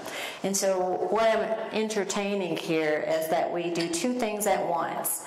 One, we continue to do this personal work and journey into dealing with our own biases, but two, not to let institutions and organizations off the hook in this either. Remember this. There is no system in the U.S. that was built with equity in mind, not a one. They weren't built for people that look like me. They weren't built for women. They weren't built for young people. I can just go around the room and tell you who the systems were not built for. So we don't know what a system of equity looks like because we've never had one before. And so I'm sharing this with you because all of these things that I'm saying around what we have to chip away at, we have to chip away at the original build of systems so that we can get to these systems of inclusion, honoring diversity, get equality where it needs to be, and ultimately equity. But it will take us looking at structurally what has been built and whether or not the current build really accommodates all of us. So I want you to keep thinking about it in that way. So chipping away at implicit bias. There's so much research out there about how to get rid of bias and how to chip away at it. But there are a couple of things that I think have to be in place for us to really be chipping away at implicit bias in both systems and in the hearts and minds of people. One, we have to structure for success. And when we say structure for success, we each have to be looking at our organizations to determine whether or not the organization itself is perpetuating bias. And so if our organizations have not tackled things that are baked right into them, we still have organizations that have institutionalized racism built right into the system. If you want to know about that, you can look at some of our hiring pipelines. We don't hire people of color. Why? Because the pipeline that things come from it doesn't have people of color in it either. And so we have to look at all of the things that are institutionalized and build structures for success. We also have to measure our results.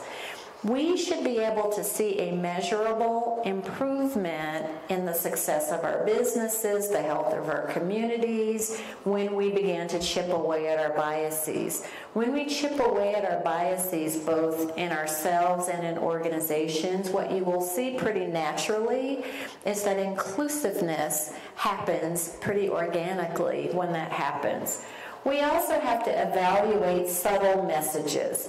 You probably have heard the term microaggressions. I mean, it's a big old word that really means there's these subtle messages that can be really painful for people. Sometimes the message is verbal, sometimes the message is nonverbal. I get to interview people a lot, and you can see microaggressions a lot of times in interviews if I watch the panel. Depending on who's being interviewed, you can tell that the panel is not taking them seriously, and you can see it in their body language. They're not paying attention as well. They're not making eye contact with the candidate. And so those are called microaggressions. They are things that can be discriminatory or racist or sexist, and I can just pick any ism or phobia that happens in a very subtle way, but has a major impact on the lived experience of people. So we have to evaluate those. And then we have to hold everyone accountable. And so I firmly believe we don't let anybody off the hook on bias. People of color, we're on the hook. White people, we're on the hook. Managers, you're on the hook. Not managers, we're on the hook. And so holding each other accountable and not letting power and class systems get in the way of that accountability system is really important. I think that when we pay attention to those four things, we're primed to then deal with the eradication of bias. These next couple of slides are just these case studies. I just stuck them in there for you to read later, but this first one is about this random sort of research that happened where these researchers applied white-sounding names to some applicants for a job and African-American sounding names to some applicants for a job. It was all fake, but they just put the names, the same qualifications. They were the same resumes, just different names. And so basically what it shows is there's a bias that it took the ones with the African American names almost 50% more applications to even get called for an interview. They were the same criteria, the same resumes, just white names and African American names. And it's just another example of, this doesn't necessarily mean people that are doing this are racist. This is, I feel very strongly about the words that we use. Maybe you could have a racist that would be doing this. Most of this, though, is our bias, our unconscious bias about even things that are around names. And so that's that case. This one's an interesting one, too. This one is really asking, another research study, this one is asking people to apply attributes that they think make a great manager, and this one shows us that we applied the attributes to men. Men attributes or male attributes were the things that we thought made a great manager. And so again, it's a bit of a bias around gender. So these kind of things happen all the time. If I can give you a real life story here that's a painful one, is when I was born, my mother and father named me Dwinita, D-W-I-N-I-T-A. When I got my very first corporate job, I was just 21 years old. A mentor of mine, a white woman that was an executive in the organization I went into, said, that name is not going to work. I know it's your name, but it's not going to work. Because people will always know you're black. And it's probably going to stop you in your tracks along the way. It's just not gonna work. And I remember my entire life falling apart in that moment. All of a sudden, I was tackling my own name. It had been my name up to that point, and I felt like things were perfectly fine. But now I've got a seasoned professional that's saying, you're not going to have any trajectory with that name. Your name's probably not going to be on the door in a C-suite. You're probably not going to be in a C-suite with that name. There's too much bias and racism in systems. That's what's going to stop you. So I thought long and hard about it, talked to my parents and my grandma, and it was my very wise grandmother that said, I would never be the one to tell you to do anything with your name. But what I want you to listen to is the other part of what that lady said. She didn't say people were evil and bad. She said systems were designed to keep people out. And that's the only part I want you to listen to. That's the only part I want you to listen to. And it was probably 3 weeks after that I made another hard decision in my life, and it was to cut my name in half. I didn't legally change it, I just cut it in half. I took the DWI off the front of it and became Nita. When I became Nita, some things changed in my life. I got in some doors, I made some moves, I did some things that I'm not sure if I would have been able to do as Dwinita. I don't know. I have nothing to compare it to because I wasn't Dwinita long enough to prove it. But I want you to know that people have a lived experience that's just like mine, where you get told, that's not normally what happens when you onboard people, that you say, and by the way, welcome, and your name's not going to work. That doesn't happen to everybody. But it is the lived experience of many, and it's attached to these biases that are built right into systems. Here's another thing I want you to think about. Some of you know this because you might work in the systems of education. We have these things that I call bystander responsibilities, and they really are about creating a culture of calling out bias. So it's one thing that you don't know when you're doing something out of unconscious bias because it's unconscious, but other people can see you doing it. And so we do have a responsibility, a bystander responsibility, to make sure if we see something happening that might be attached to a bias in somebody else, that we say something about that. Otherwise, they might not even know they're doing it. So the story I told you about the ladies that kept moving their purse, One of the tables told me that was the longest pause they've ever seen for me to be a year into this and I still haven't said anything. I have a bystander responsibility on that bias. My pause is I don't know how to address it yet, and to address it in a way that really seeks change in another person. I haven't figured it out yet, but I'm clear about my accountability and creating a culture of calling it out, and I want you to know that too. Make other people justify their decisions. I mean, we see this a lot in hiring. You've got some tools that I put in your folder that talk about hiring. Hiring is just one of those places where we just make decisions based on our own biases. We hire people that are like us, that look like us, that believe in what we believe in, that come from where we came from. We just do that. It's a natural sort of bias. But we have to start to make other people justify why they're doing that now. It's another way to sort of shake up biases in other people. And then we need to begin to make decisions collectively. That's another important tip around how we de-bias. If we make more decisions as a collective, you increase the likelihood that you have more diverse perspectives about something. But if you're always a solo act, or you're always making decisions with your clique of people that are just like you really do run the risk of perpetuating biased systems. This slide is all about how to retrain our unconscious mind. And the first point here, to me, is the most important one. It is develop and nurture constructive uncertainty. This goes back to that fear-based slide that I shared with you. We're afraid to not know stuff.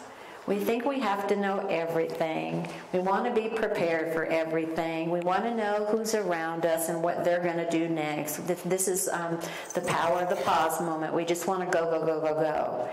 This is saying to us, in order to retrain our minds, we have to be okay with a little bit of uncertainty. Not only uncertainty in our community and in our environment, but we actually have to be uncertain a bit about the people that are sitting right next to you. You have to be okay with that uncertainty. And so one of the reasons that we don't all jump for joy and say, yay, let's go get all kinds of diversity, is because we have a fear around that uncertainty. So all of these are just tips. One of the things up here too is to understand your privilege. Now, there's a whole workshop you can do on privilege, and in particular white privilege if you identify as a white person. We have to all understand privilege. There's a thing called white privilege. We're not talking about it well or enough in our country, and we sometimes use language that can't penetrate the hearts and minds of people well. But white privilege is simply this. And it's the word privilege that throws it off. White privilege doesn't mean you're wealthy because you're white and therefore somehow you've got more privilege. It's not an economic statement. White privilege means that you have a privilege in this country in particular because of your white skin. And that if you and I, if you identify as a white person, if you and I were the same everything else, you still have a privilege in this country because of your white skin. And that you could be discriminated against on a whole lot of things, but rarely would you get discriminated against because of your white skin. And so that's all white privilege really means. And I want this room to understand that well, because we've talked about it in some really odd ways, I think, in this country, in ways that people, particularly white people, can't hear well on that. If you go into white communities where there's a lot of poverty, they don't want to hear you talk about white privilege because the word privilege just doesn't resonate when you're in poverty. And so it's going to be incumbent upon us to help explain that the word privilege in this context is that how you move in the world is very different because of your white skin than how a black or a brown person moves in the world because of our black or brown skin. That's really all it means. But if you go beyond white privilege, and just talk about the word privilege, that's in keeping with conversations we have to keep having too. I believe if I can forecast the future, at some point in the world, I'll probably be dead, we're not going to be talking about race as much, we're going to be talking about class. So for every sort of oppression or woe that we have in the world, it will get itself resolved and then up will pop another one. It's like whack-a-mole. And so class is one that we've got to keep our eye on. And we see that a lot in rural communities. We see that from urban to rural, and we even see that within rural and even rural to rural, because you've got rural and you've got rural resort. And so those are different class systems that we're talking about. And we have to be talking about privilege even in the context of that too. So these are all opportunities for us to debias. 3 conditions to help us debias. 1, we have to have intention. You have to be able to, this is like Alcoholics Anonymous, you have to acknowledge that there's a problem. The good news about this one is we all have the same problem. Every one of us. Nobody's exempt from this. We all have unconscious bias, so we can all just admit we do. And so admitting it is one thing. The second thing about that, though, is you also have to say, I'm motivated to change. Once I know what my biases are, I'm motivated to change. All of that really is a condition of how to debias. Attention. You have to pay attention to your triggers. That's why I started this conversation with diversity fatigue. That's the beginning of you understanding what triggers you, and that's the root of what a lot of our implicit biases are all about. And then lastly, time. That's why I talk about the power of the pause.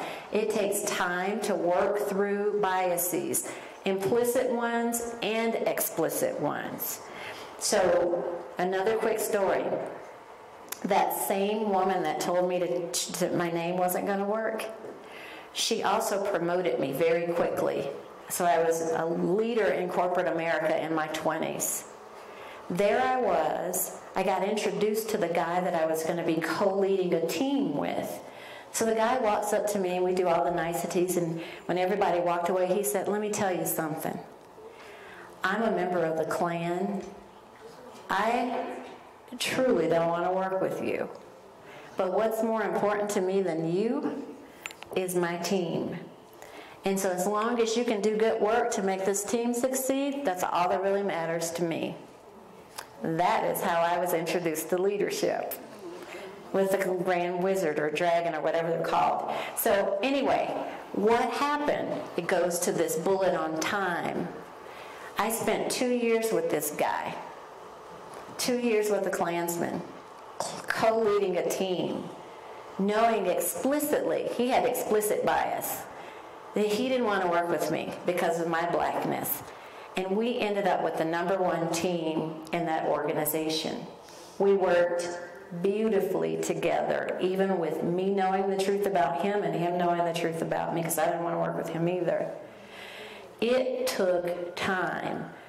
The pause for me was hearing what he had to say to me and having him hear what I had to say to him, and taking enough time to contemplate whether I could do it or not.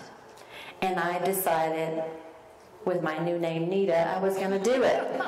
And so we did. So all of this, I'm just telling you, maybe you don't have to work with the Klansman or whatever, but you know that this is going to take some time. So challenging this will take some time.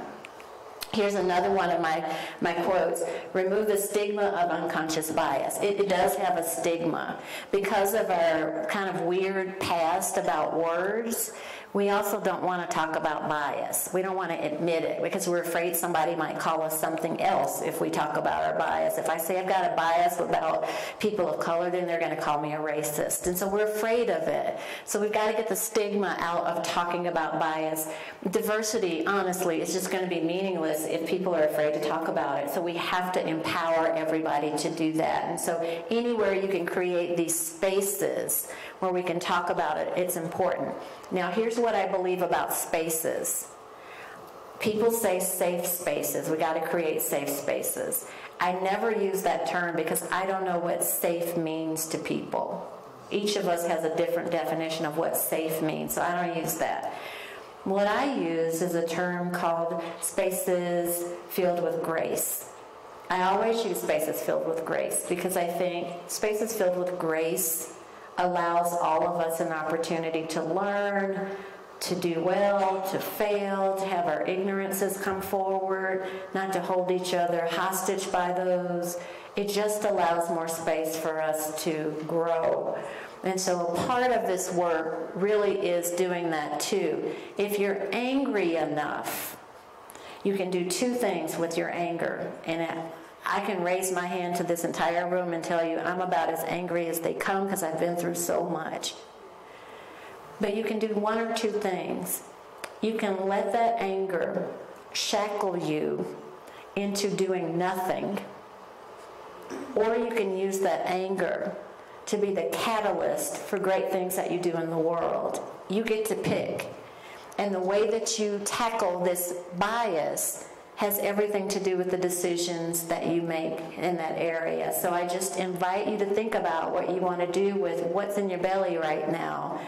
No matter what that anger is about, you've got an opportunity to do something great with it. All right, so speaking of doing something great, I want you to talk at your tables again. This time, what I want you to talk about is times when you've seen implicit bias show up in your work or in your community or your company, you know, whatever that is. Give me some examples of how you've seen implicit bias show up, okay?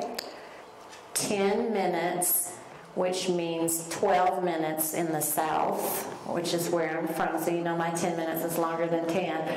So, but let's just try to do it at about 10 minutes. We have a lot of slides. I'm not going through all of the slides just to give you some peace about that. But what's more important to me is that you just have some of the content that's in the slides, so I just put it in there anyway. But this part I really want you to talk about. All right, 10 minutes.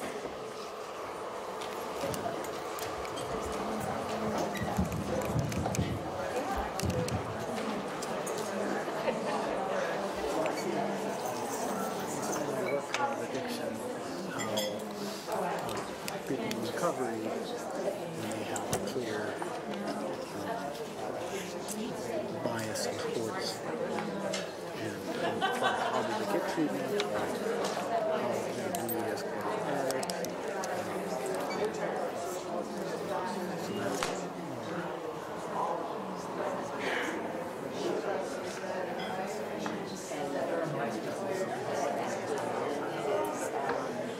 Title, but when he left, they decided to hire a vice president instead of just being student success and diversity. It was 100% diversity is what this vice president was going to do. So what he did was to do a very, very wonderful graphic to show this all. We talked about it, we had it in our wheelhouse that is important for hiring and for just inclusion across the board. But look at our ratio of teachers. Look at our percentage of students. Our students are not seeing through the faculty them.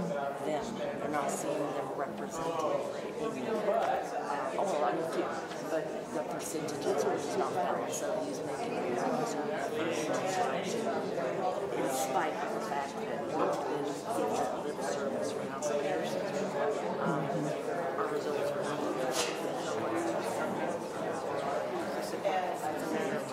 like taking that from you.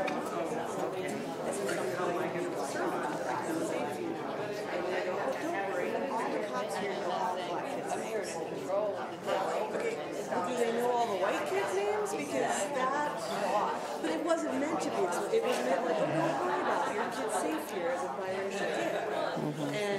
But it was kind of that situation. And then again, we just had this happen at Halloween party. One of our local law enforcement came to the party to be there with his wife, and everyone was joking around like, oh, the cops are here, run, you know, the cops are here. And I'm like, we can't joke with our kids because our kid's going to get shot.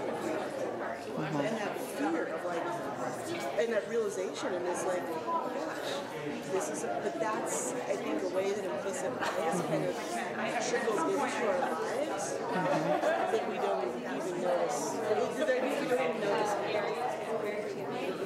If you take that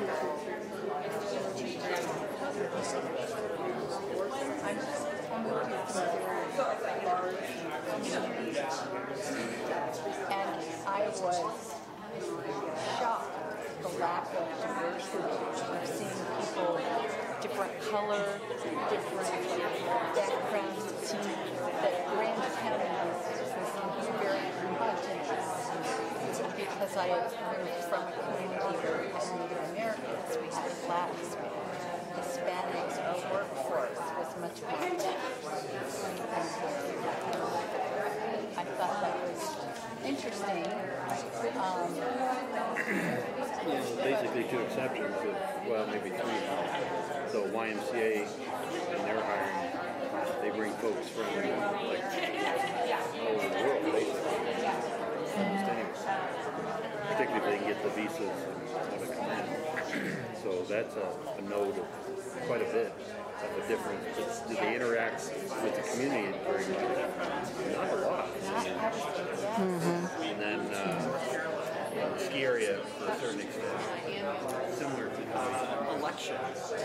And so our voting was the fire department, and there was tons of community people there, volunteers. And I had known a lot of the folks, but not real well. And we came in to get our voter roll, and they asked you point blank, what are you affiliated with? Republican, Democrat, Independent. My wife and I said Democrat. And it was like, they're Democrats. And it went around the whole room, and then like nobody would talk to us. Wow. It's like, wow, welcome to the community. Wow. Yeah.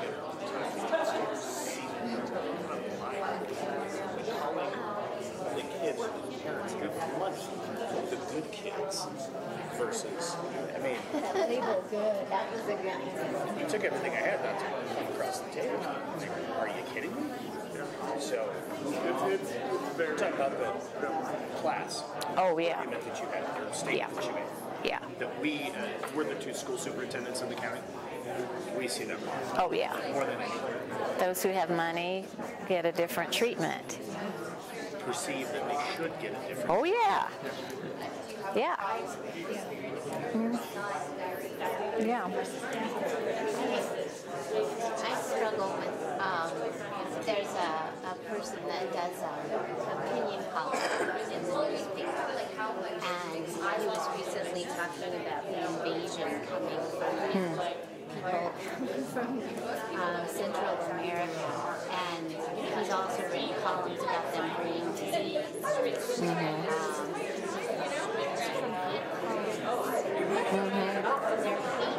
websites is getting information from, and that is distributing some of this bias to our community. Why did this happen?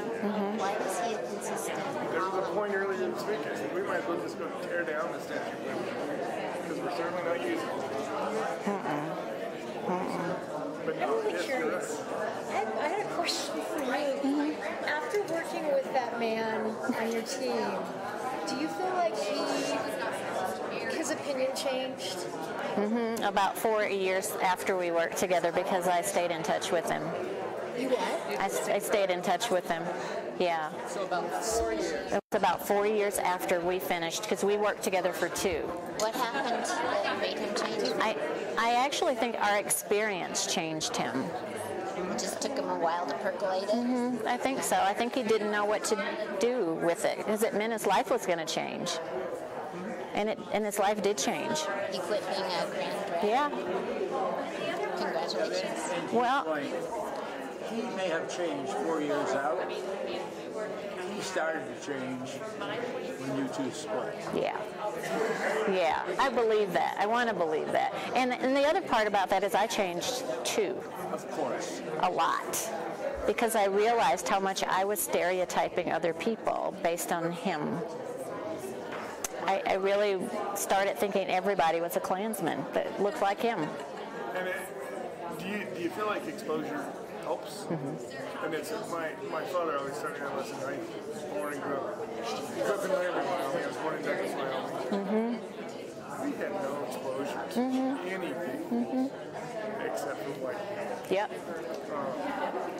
And my father, he had been in the Navy, and you know, he came back home and he made a point to we're going places, so you get exposure. So you're around people of color, you're around Hispanic, Black, you have to have that exposure.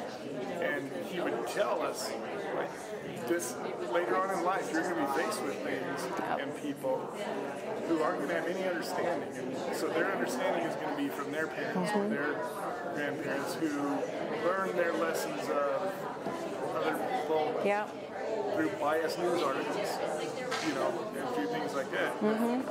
There was just no knowledge. And that's, when you were telling that story, that was what made me think of that. It's like, you were able to expose somebody who had never been exposed to really ever talking to, seeing a person of color who probably had just never been exposed, period.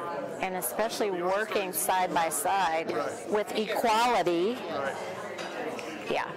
And for me, living in Atlanta's a predominantly black city. I had not really been in proximity to white people either. So, so something was happening to both of us. Yeah, it really was. Yeah, not an easy one. I'm making it sound easy. It wasn't easy.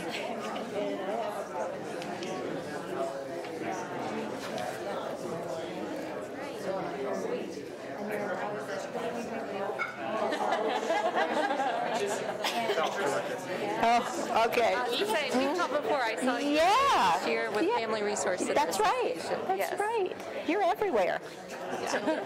That's a good thing. We had Piggly Wiggly. I remember Piggly Wiggly. So the cashier was majority American, and the guy in front of me was horrible. So I said something, and she got mad at me because she's like, "You don't listen.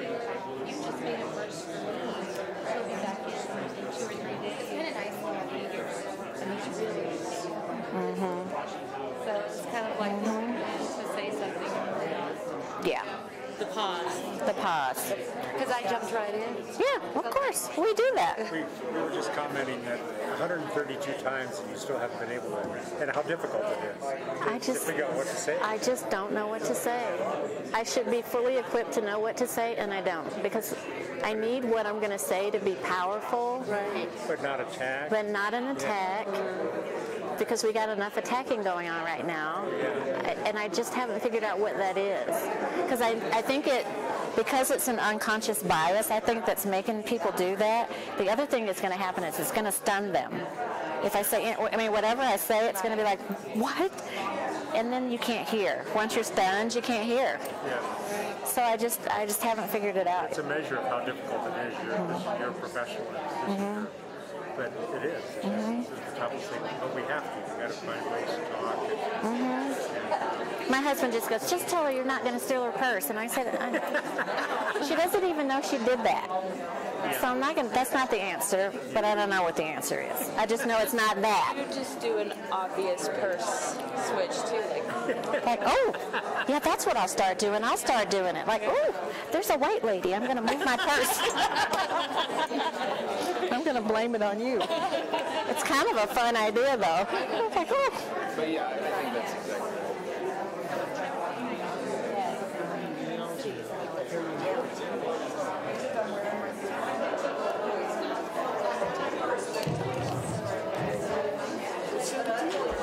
Okay, that was a Georgia 10 minutes. So thank you for your conversations. I got a chance to visit some tables and just some amazing examples of how you've experienced implicit bias. Can I get just one person at a table that hasn't shared yet to share with us a story about where you've seen implicit bias play out? Would anybody be willing to share with us? Thank you. Let me bring you the mic. Thank you, Jan. I didn't get a chance to share at my table, but my reaction to another lady who was speaking was that I'm just realizing now, but my implicit bias is amongst black co-workers, you know, who I've always categorized as being lazy or trying, just trying to escape their duties, and then that puts more of the weight on more responsible people. You know, I've always had to take up for, quote, black people, you know, who haven't been doing their job. And so, you know, I had to work against that, realizing that everybody, all black people are not that way. Some are very responsible. That's great, Jan.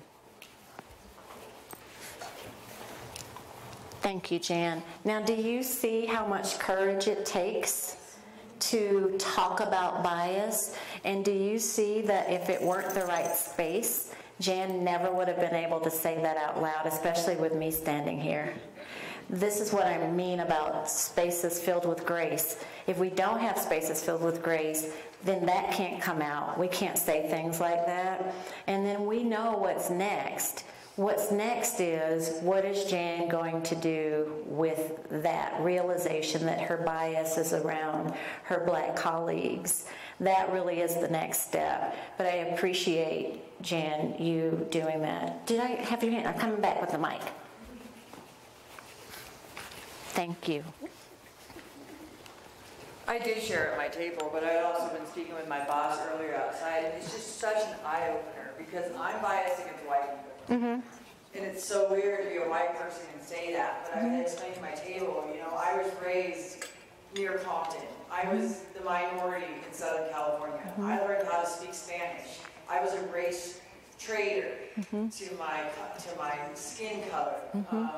For learning a language that was not my own, and to this day I am judged for it, and I don't care now. As a kid I cared, you know, I always knew knowing 2 languages, you're going to make more money, you know, my first job was McDonald's, and McDonald's is what really incorporated me. I worked at McDonald's for 23 years, and our internationals that were coming from all different countries, you know, that really opens your mind up, and meeting new people, and seeing how people judge them. And trying to make them feel a little bit more comfortable, but people did, like, they didn't understand why they were here making money in our country, taking money away from our people. And we were talking about, like, one of the ladies at the table was like, do you think we're getting closer for this to be done with? And if you can even go back to the Tower of Babel, like, it's just crazy on the diversities of all the different people. And it took me a long time for me to even get to like white people. I just felt we were bullies, I felt we were self-entitled, I felt we were judgmental.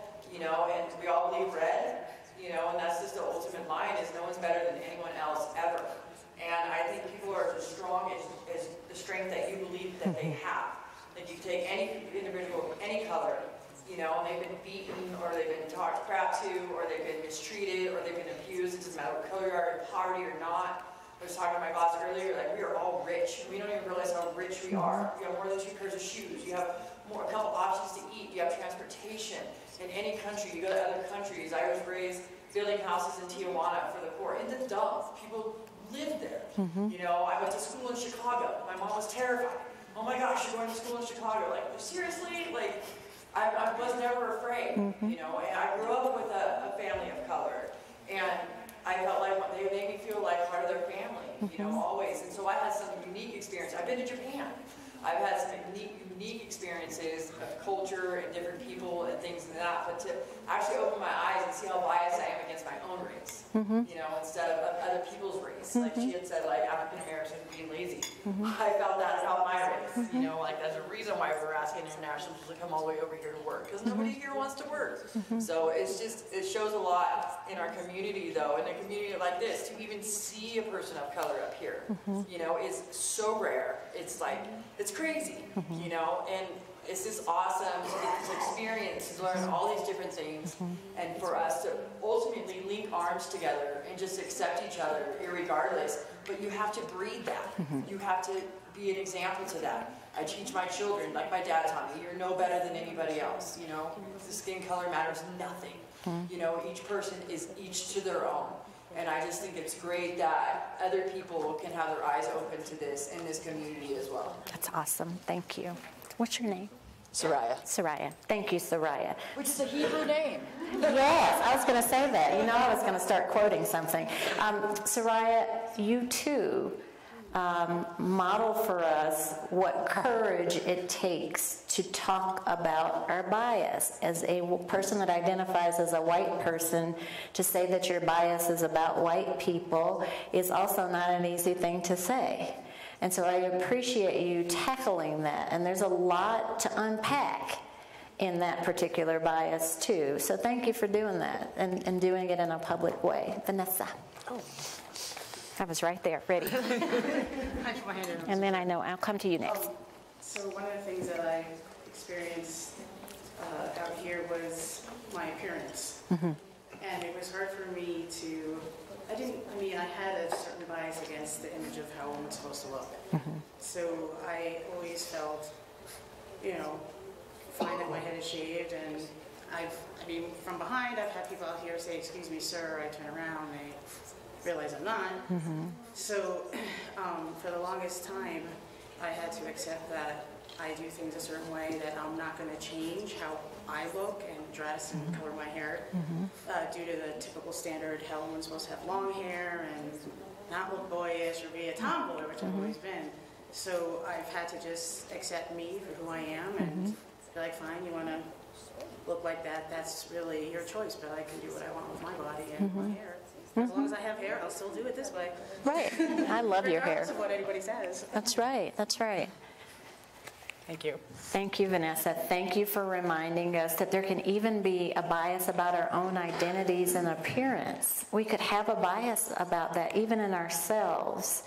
And then the world around us helps to perpetuate that very thing in our lives. I appreciate that you arrived at just being who you are, because that to me is what diversity really is. A lot of acceptance, just figuring out who you are. It does take a lot of acceptance. And again, we're in a system where we've used the system to help us define who we are. That's a part of the issue too. The system tells us what identity is supposed to look like and what appearance is supposed to look like. And because we've got all of those baked right into our system, it makes it even harder to do what you just described, is being okay with who you are, beautifully who you are. But if we really look at the definition of diversity, there should be no question about how beautiful you are in the world. You just are.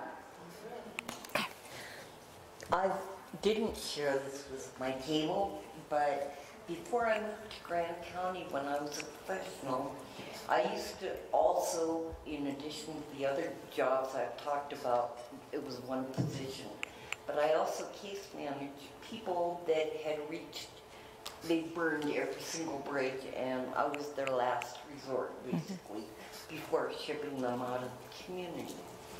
And I started working with a lady that was straight out of the hospital psych ward, and we each brought our cases to the round table or the big table with everybody sitting at it, and we would share which cases we had with everybody and with our supervisors at the time. And when I mentioned this woman and I mentioned her name, everybody at the table, "Oh, don't work with that one. We know their family so well. We've worked with them for so many years." And they always go back. None of them ever follow through on a thing they say. And like this other woman just got done saying, each individual is unique, and you have to count each individual as an individual. When I finished working with this lady, I had started, she was a prostitute, dependent on cocaine, dependent on alcohol, and homeless. By the time I finished working with her, about 5 years later, she was living independently in her own apartment and paying for it. She had bought a car. She was running a business. She graduated from college on the president's list. And as I was leaving, she was applying to Mayo for further medical education. That's awesome. This was the one they said, don't waste your time on. That's I just awesome. needed to share that. Thank you. Thank you. Oh, wow. So this is a beautiful story. Thank you for sharing it. This is a beautiful story about if you really do challenge your own biases, you actually could change somebody's life. Right? Yeah, but if your bias stayed in place, her life might not have changed in the way that it did. So everything that we're talking about here, and I appreciate everybody that shared a story, everything that we talk about here is somehow about us But more importantly, it's about other people and the impact that the eradication of those biases will have on the lives and the lived experience of others. So that makes me really excited just to hear your stories. Keep talking about this. There's not a table that I visited that didn't talk about implicit bias. Everybody seems to know what that looks like, and to really call it bias will be really important for us as we go forward. Now, this slide. This is a room that knows all about this stuff, social factors. Because of the work that a lot of you are doing, you get to see a little bit of everything. You know that when people live in communities where there's not access to good health care, there's something that happens to that community. There's a track that people go down when they don't have access to good health care or insurance. The same with education. If you're in a community that doesn't have good schools, there's something that can happen that can create a negative track for people that don't have access to good schools. And for every one of those social factors behind me, there's a good track and a bad track. But the reason I popped this slide up is there's something I want you to think about, given everything that we've talked about so far. There is something about being inclusive that has everything to do with whether or not we know how to navigate some of these social factors well. And I just wanted to use this as a pause to give you an example of the very important deep work that we can do in our communities without a lot of effort that would fall under the category of inclusion or equity that requires us to test ourselves on our biases. And so this scenario points us to one of the words that or set of words that I've got in bold, social exclusion. So social exclusion happens everywhere. You see it in communities. When I think about people living in homelessness, those are socially excluded people. Gang members, if you live in the city, you see gang members, those are socially excluded people. Even inside of our own organizations, there might be a person that you see every day at work. They don't say anything to you, you don't say anything to them. Social exclusion. So social exclusion, these are people that are a part of our community, a part of our system. They see you, you see them, but we're not interacting at all with one another. And so one of the places that I think we've got the biggest opportunity in our country to do some good work is with social exclusion. You just have to decide who's socially excluded. And so I just want to give you a quick story about how I tackled social exclusion in my own community and what outcome came out of me doing that. So I live in Denver, and I live in the Five Points community, which is the historical black community in Denver. I moved to Five Points at a time when most people would not have selected Five Points as the place to be. It wasn't pretty. There was a lot of crime, a lot of blight. It just wasn't the place to be. But that's precisely when I decided to pack up and move out of the suburbs and go into Five Points. My oldest daughter was off at college, and I called her and I said, Jasmine, I'm going to sell our house and move. And she said, where are you going? And I said, 5 Points. And it was silence. And then after a while, she said, what's happening? And I said, what do you mean? She goes, what happened? Why are you going to 5 Points? And I said, well, I kind of want to go to 5 Points because I think that's where the work is. I think there's so many social things to get involved in. I want to go. I mean, it's like nothing's happening in the suburbs for me to do, so I want to go there. So off I went to 5 Points. Black woman, never lived in the city, unprepared. I get to 5 Points. Gang members, gunshots, litter, all the social woes that you see in an inner city were happening. And I looked at it and I looked at it and I thought, okay, this is what that city is. But over time I decided I don't like it. I'm incensed. I don't think there has to be litter, and I don't think there have to be gang members. And why are we not saying anything about any of this? Why does it just keep happening? And so I thought about every single thing that I have said to you so far this afternoon. One, I had a bias. I had a bias about inner city. People don't care about their community. That's why there's litter. They don't care that there's gang members on the corner. They don't think that's a problem. So I'd already started stereotyping what I thought the community was, until the day that I had to listen to my own words And I decided all the words I've shared with you and all the things I've shared with you so far, I needed to put into practice. So walking my dog every day, my routine would be walk the dog, pick up trash, walk the dog, pick up trash. That was just my routine.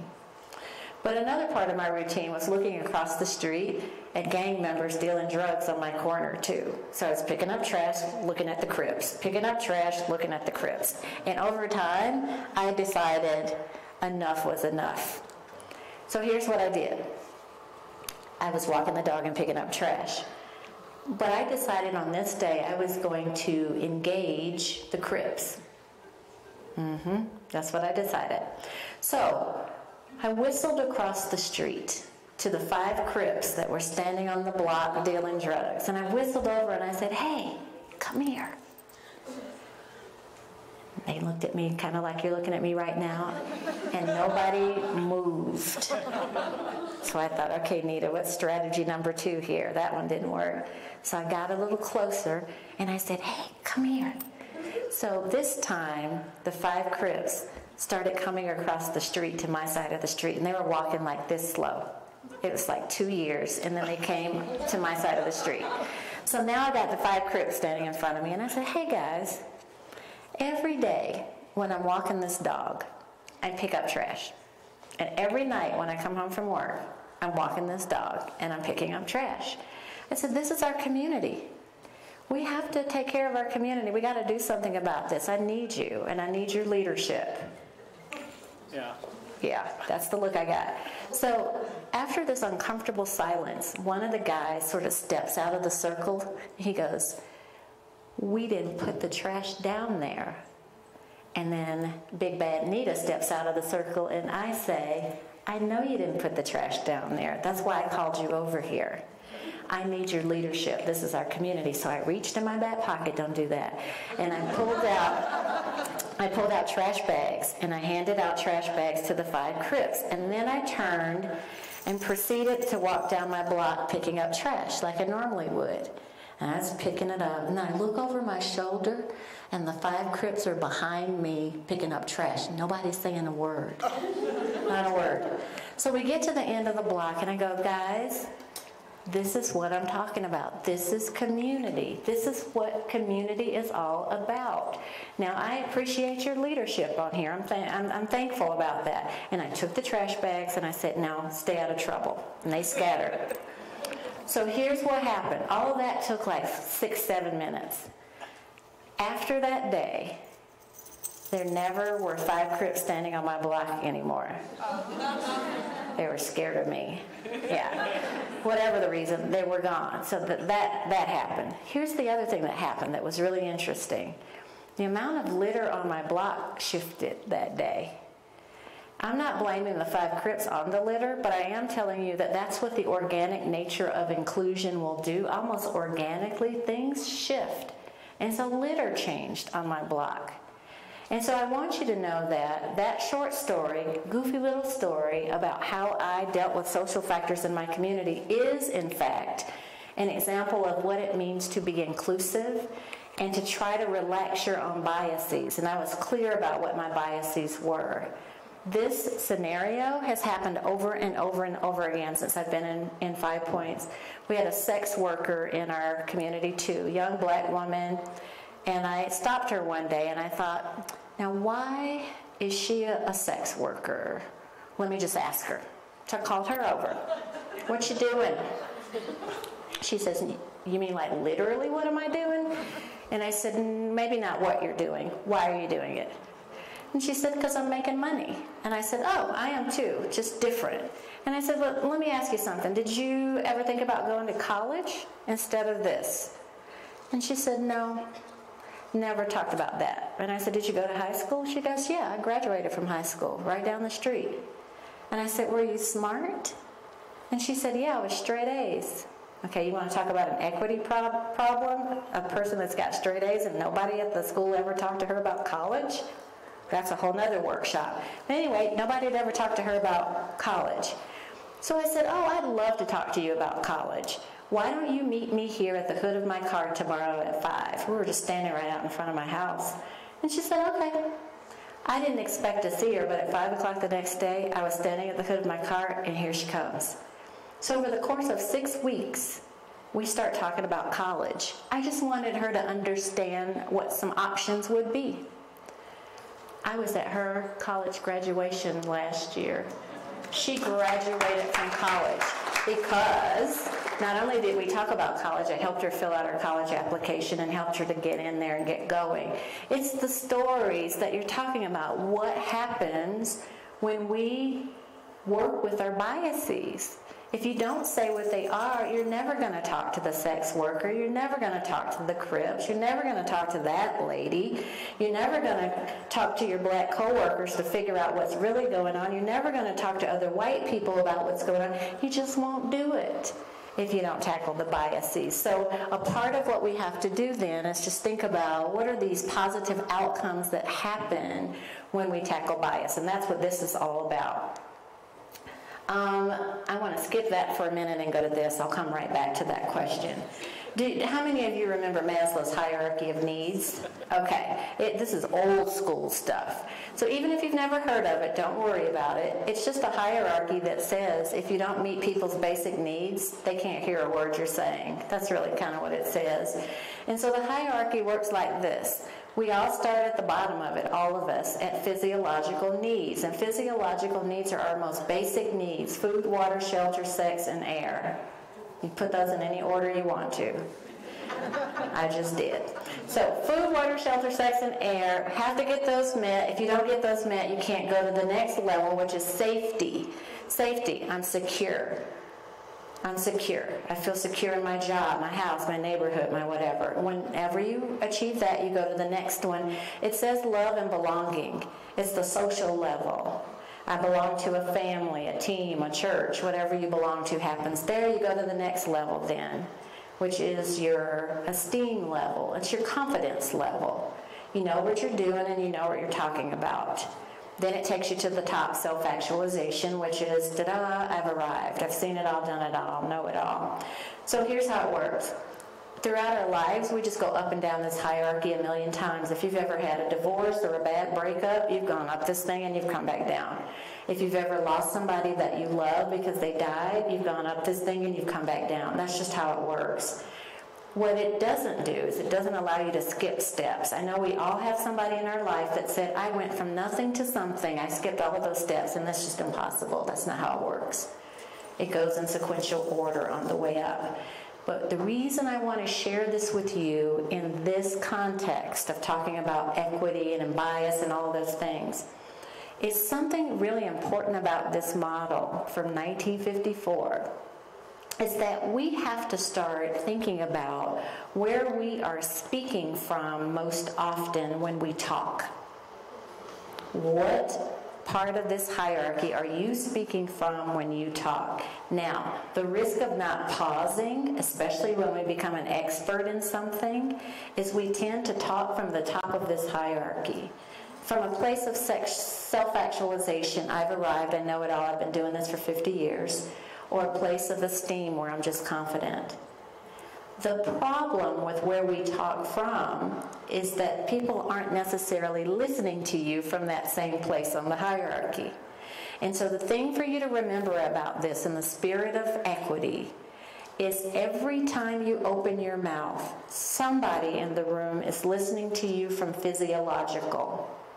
Meaning, everything that you're saying, they're trying to figure out how it has something to do with their rent, their mortgage, their kids' college tuition, food. They're trying to translate what you're saying into how it impacts them at that level. I can raise my hand and tell you, I am a physiological listener. Anytime you say anything to me, I try to figure out how it has something to do with my personal stuff. That's my consciousness. So this is not a socioeconomic model. So don't think people in poverty will always listen from physiological. That's not what this says. There are just people in the room that listen from that place. If you're always listening from physiological, trying to figure out how what people are saying has something to do with their personal stuff, they may in fact miss half of what you said. That's the risk to this because they're translating. There are people in the room that are always going to listen from safety. they're going to miss a part of what you said, because the whole time you're talking to them, they're trying to figure out if you're telling them the whole story. They could be the ones that are a little skeptical and afraid.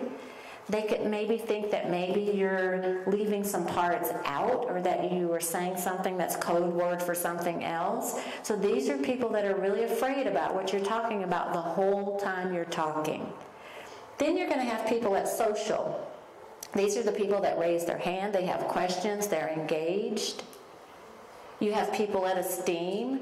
These are the people the whole time that you're talking that are also engaged with you and well studied, because they probably have already been immersed in what you're talking about in the first place. And then there are people at self-actualization. This isn't always the case, but sometimes self-actualization can be risky. These are the people that always start every sentence with, I don't mean to be the devil's advocate. Do you know people like that? They start every sentence like that. Those are people at self-actualization. Oftentimes, not all the time, oftentimes people at this level really are trying to shoot holes in what you're saying in the first place. They're your critics in some cases. And so I share this with you in the context of equity, so that you understand that whatever you're doing, even when you say out loud what your biases are, somebody in the room is listening to you from all of these different places. And so the thing that we have to learn to do better to create our systems of equity is think about where we're speaking from most often. And have we taken care of all of the other levels in the way in which we speak? If you'll recall how I started this conversation, I told you I was not here to hurt you. I wasn't really being flippant when I said that. I was actually appealing to the safety levels, because I know that this kind of work scares people, and that there are a lot of people that have had really negative experiences in conversations around diversity, equity, and inclusion. And so my comment about that really was dealing with safety. So we have to start doing that. It's a new way to have conversations, and it's a new way to articulate what we're doing. So don't forget about Maslow. All right, table topic 3. This is what we're going to talk about here. Now I want you to recall everything we've talked about. The question is, how do we capture community voice when implementing change? You know, one of the complaints for community is you just show up when you need something. You show up to study us, you show up when you need something. Here's, how do we get this voice involved when we're trying to implement a change? I want you to think about the word inclusion as you think about the answer to that question. So we'll take 10 minutes and do that one.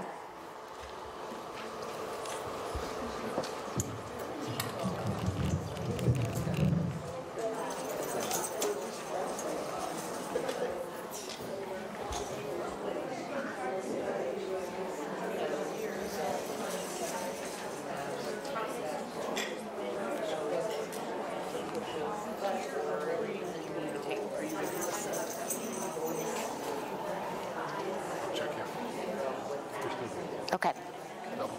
Good. Thank you. Who's the family member here? Okay, check. Okay. Is there really someone there that's representing that? And is their voice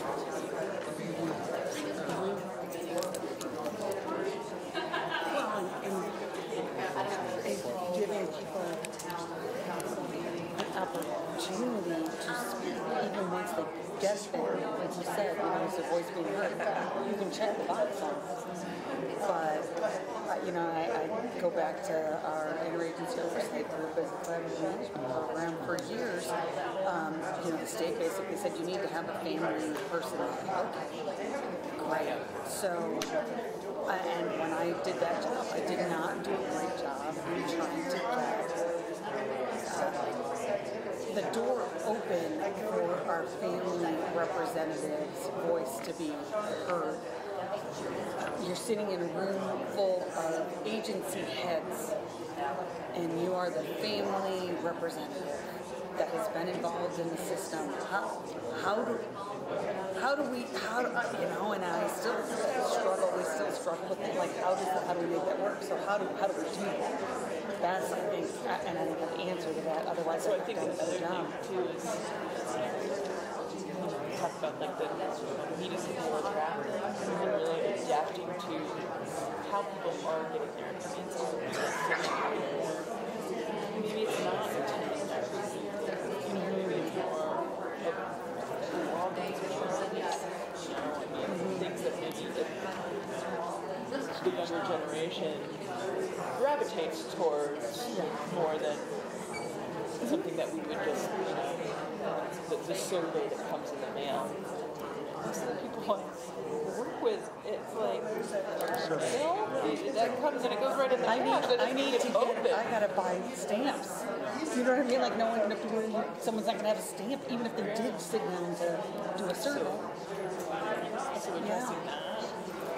I also think, because sometimes public meeting or an open meeting or invited guests, when they speak, they want something you want to hear.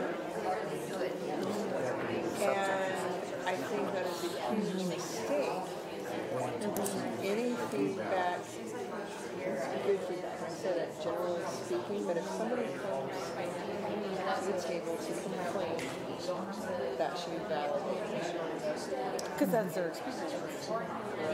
And they're trying to share their experience, whether or not we agree with the perception. School board meetings, teacher conferences, whatever. Or even like meeting. How many times everybody comes to the table and we all have brilliant ideas how we're going to fix their problems. But did we really hear them say what they needed? What they wanted and what they were willing to even tackle, even though we think if we did this, this, and this in our, mindset, wherever we're coming from. I think that I hadn't thought about that, when you were saying that about when you're speaking and where someone is at as they are listening to you. And I'm thinking, how do you not see this? And then I'm thinking, as you're talking, because they're just worried about, they really are worried about themselves, about how are they going to pay their rent, blah, blah, blah. And I'm thinking of society at large is going to hell. Yeah. So why aren't they concerned about their neighbor and blah, blah, because they're concerned about how they're going to pay their bills next week. Right. Well, I love this, so I am a former teacher. And I think this is always true. And now you're starting to see, we're starting to get smarter about it. You start to see something about the kid who's sleeping in your class. Yeah. So it used to be, you wake him up. And now teachers are saying, like, I'm letting them sleep because that's what the kid needs. The fact that their eyes are open does not mean they're taking or learning. Yeah. That's right. That's a small example, but. And what can we do to help that person get their needs met so they don't fall asleep in class because something obviously is happening. The big issue, like I'm hearing in our circle now, is truancy. Kids not coming to school. So my husband's also an educator, and we always talk about, instead of framing it like the punishment piece of the kids that come to school, thinking of how do we make it where the kid wants to come to school and can get to school, right? Too. When you're talking about a younger kid, right? We can only control what we do. We can't change their behavior because they're where they're at. Like we talked about, meet them where they're at. I think that's a very important thing. And I do think what Rachel said about as we all get older and the younger generation has all of these other ways that they like to communicate that maybe we're uncomfortable with because we don't know how to maneuver through Twitter or whatever. Right. And that's how they're communicating. Well, how do we allow ourselves to either have other people who can teach us how to do that, or have people involved in our circle to listen to communicate on that level and then translate that to us? Yeah. Because I don't know if I ever want to learn how to get on Twitter. I think or Snapchat. Yeah, Snapchat. It's interesting. I mean, I think we're seeing an evolution where the community voice is captured via those other outlets. It could be in rap, it could be in music, it could be in maybe a photo, posts. I think we're starting to see the community voice come out in these other ways. I've always thought it might be interesting just to give out 100 cameras to a bunch of youth in our communities and tell them go out in the communities and just capture, the things that are concerning you in your community and see what comes back. I think it could be a very interesting. Yeah. And I thought just to let it's them. a good strategy. Just for example, say somebody shared a story and you put it in another way that maybe they don't have the ability to do to validate what they said, but also then it also made other people hear it in a different way. I thought you were very skilled at that, and I think that's something that, maybe let's use a Grand County like garage sale on Facebook. And it's kind of a joke because people put a lot of stuff on there, but not just things they want to sell. Oh. It's like an open forum. Oh. Yes. And so instead of making a joke, what are they really saying? Right. I mean, there's a lot of information. I know. There is a lot. What statement are they making about the community? Right. Yeah. Instead of discrediting. Right. That's already out there. We don't need another social media. It's there. It's a matter of people feel pretty comfortable voicing their So how do we rephrase that and validate it? So do I need to come to the sale? It's online. Yes. Oh, the whole thing's online. Yeah, it's online. It says where people sell stuff on there. You can just post. I'm selling this, but it is just. There was a car accident this morning that was on Grand County Garage Sale. Yeah. What's going on? I saw all these cops. But they just call it Grand County on Garage Sale. There's this social app Nextdoor. I don't know if you guys are using, is that what the platform is, but Nextdoor is this idea of a shared space for social media. Like you can text and say, hey, who knows the best plumber in town? Or I need a babysitter this weekend. And it just like posts out to kind of your block or your community's voice, and you can just see what people are saying or what people are wanting. And I've got a friend, Buck Chavadea, who's more faith-based part of it, but he's moved to a place in California where they're using that type of platform very strategically in their part of California, where they literally have a block that is on this Nextdoor platform, and it is that community. It is bringing that, so it reduces that social exclusion. You talk like everybody's kind of. It's a real community. Yeah. See.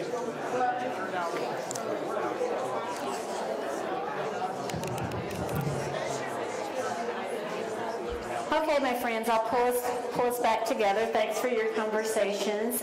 Do we have anybody that would be willing to share what you talked about with this question? Somebody's saying, which one? Anybody willing to share what you talked about at your table? Okay, I'm coming back there.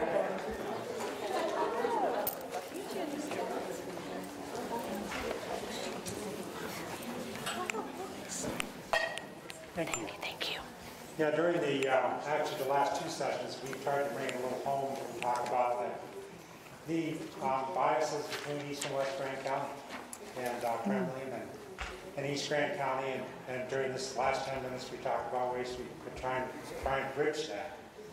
And the fact that Kremlin's economy is becoming more and more based on tourism, but unfortunately with long commuting distances, just like East Grand County is, so the economic divide, at least the way we make a living is becoming a little bit more similar, but there's still a huge divide. And I think as we talk about biases that are closer to home, they're more difficult to talk about, and they're more subtle, but they obviously have a much larger impact on our lives. So. Thank you.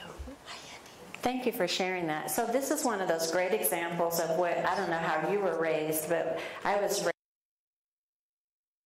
laundry. This is kind of like what it is in community, where it's sometimes harder to talk about these things when it means you have to talk about yourselves in community. So I appreciate you raising that. Yet again, one of those uncomfortable parts about dealing with bias, but we have to do it in order to actually capture the voice of community. The story that I told you about my neighborhood and the gang members, You know, I might have been the only person that would have said in my community that those guys were a part of our community. I think we were subconsciously saying they are not a part of our community, even though they're standing right there. And so when I came out and said, these are our community members, it really didn't make people happy to have me say that out loud, because we wanted to denounce them anyway. So some of this piece that you're talking about is not just how to be inclusive. It's, again, admitting what the bias is in the first place before you even get to being inclusive, and always thinking about what the fear base is around that too. So keep talking about that too. All right, here's a picture. You knew that was coming. Another really, really old one. So this is a picture. I'm still 8 years old in this picture, and I am feeling really good about myself. And that's my little brother, who is not feeling really good about myself. And then that's my dad way back in the background, who is not paying attention to any of it. And so I use this picture a lot to frame up what this work really looks and feels like. There's always going to be us that think we're doing a great job. And then there's always going to be somebody, no matter what we're doing, that doesn't think we're doing a great job. And there's always going to be somebody in the background that's not paying attention to any of the stuff that we're doing. And so this picture always reminds me of that. And it also reminds me of something that I would call humble expertise, and the desire and the need and the requirement for us to always have humble expertise. So this is what, I'm old enough to tell you this. When the going gets tough, we dig our heels in on our power. Whatever the power is that we have, we just dig our heels in because we're trying to hold on to whatever power we've got when the going gets tough. When that happens, one of the things that we lose is our humility.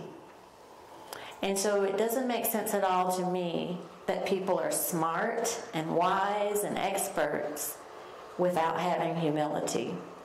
And so one of the things I want to insert in here in all of this work is that our desire to do this work requires humble expertise. Humble expertise calls for many things. It calls for us to always make room for everybody else's expertise. And so if you think you're the only expert and you don't leave space for other expertise, it's a problem.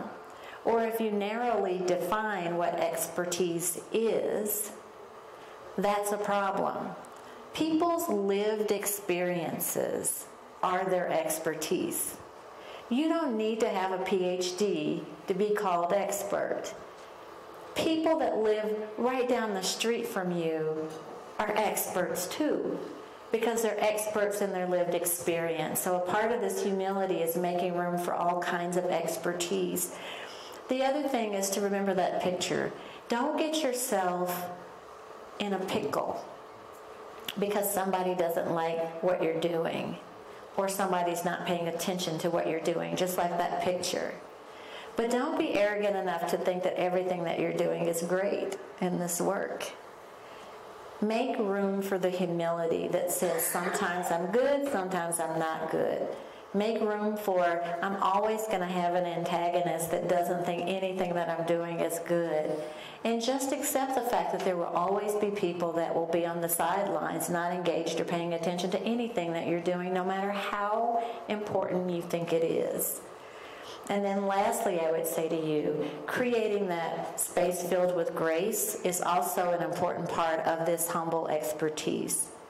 If you walk around tap dancing around the issues because you're trying to make sure everybody feels safe, you probably will never have a conversation about implicit bias.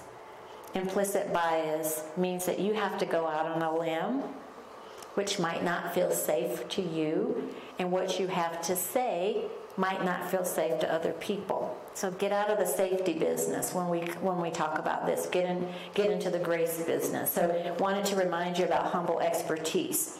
Now here's something that I want to ask you to do. I know you've been sitting a long time. If you're able and if you feel like it, I want you to stand up. Just stand up right by your chair if you're able, or if you feel like it. If you don't feel like it, stay seated. But if you feel like you need to get up, just get up. Sitting is the new smoking, so I want you to be healthy. And what a perfect thing to talk about while you're standing, because you now are demonstrating what I'm going to talk about, power. There is no way in the world we can talk about equity, diversity, inclusion, equality, or bias without talking about power. We spend a lot of time talking about privilege in our country, but we rarely talk about power.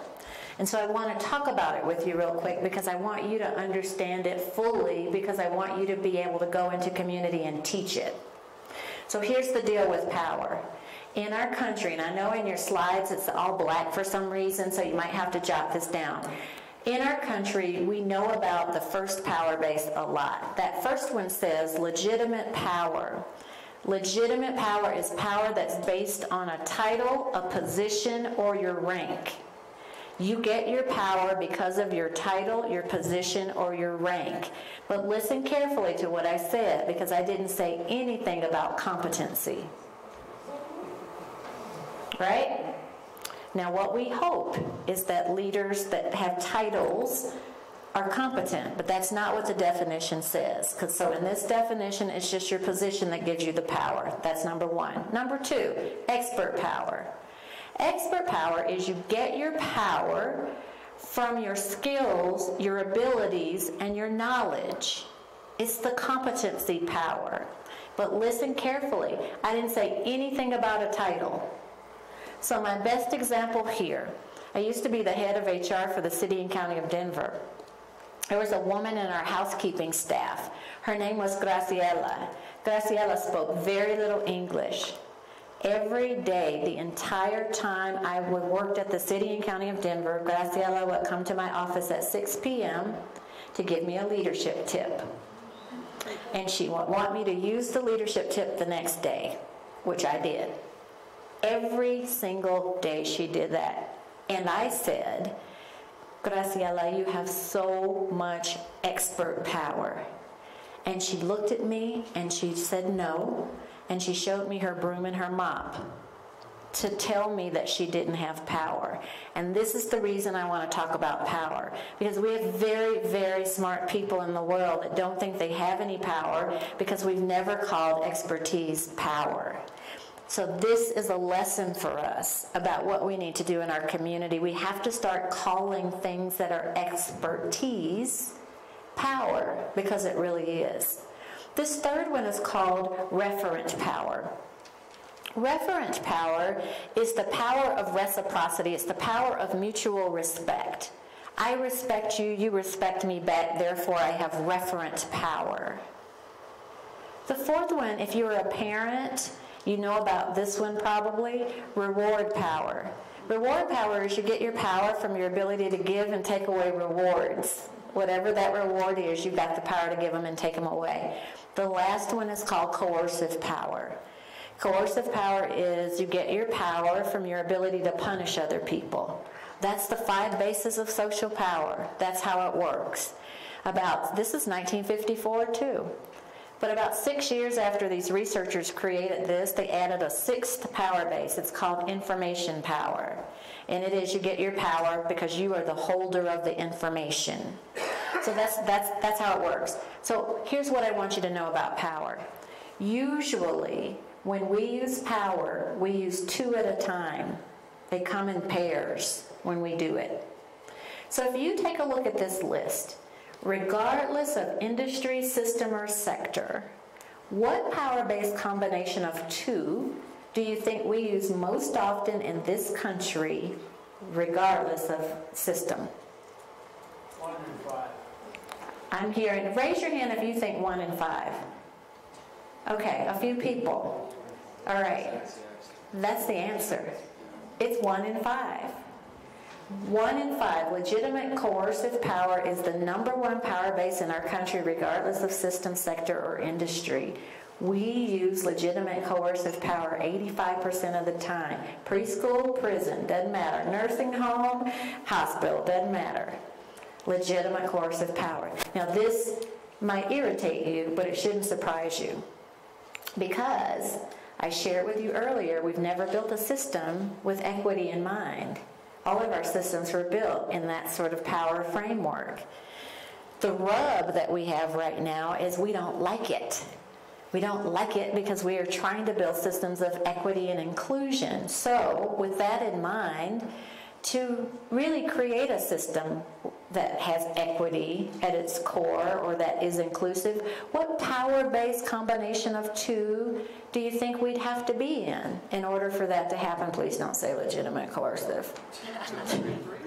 2 and 3. Expert referent power is the ideal power-based combination to be in to achieve systems of equity and inclusion. Now, you're probably ready to sit back down now because you're thinking, well, then it's hopeless. But I want to remind you of something. At least 3 times in history already, we were in a system of legitimate coercive power, and it was expert referent power that began to move the needle on things. The civil rights movement is an example of that, and none of it was perfect, and we're not done, but it was expert referent power that moved the needle in the civil rights movement. The women's movement is another example of it really was expert referent power that began to move the needle on equality for women. The gay rights movement is another movement where it was really expert referent power that began to move the needle. So all I'm saying to you here is that we have to have a pretty good mastery of what's going on here. Now, for those of you in the room that have a title, I know we have some commissioners and folks like that in the room. If whoever holds a title, what we're not saying to you is get rid of that title. That's not what we're saying. What we're saying here is there's an optimal power base and there's some real power bases. What we want you to practice is making sure that you always know what your second power base is. So for people that have a legitimate title, if you have a law enforcement officer, they're not going to get rid of their legitimate power because it's a part of their job. So we're not saying get rid of your legitimate. What we're saying is question what your second power base is going to be, because it doesn't have to be coercive. So it might be expert or it might be referent. So the power play here is how you couple your power. Now, there are times when you are in a position where you have to punish. I mean, I'm a mom. I've got 3 millennial children. I know about coercive power. I just tell them to do as they because I said so. And then I'm done with the conversation. It's legitimate coercive power. So it comes. It's just that you have to have a consciousness about when you're using them. So I just wanted to share that with you. I apologize that the slide itself is darkened, but really important for us to be contemplating power. So here's the thing I want you to talk about while you're standing. I think this is going to be the last table topic we'll have.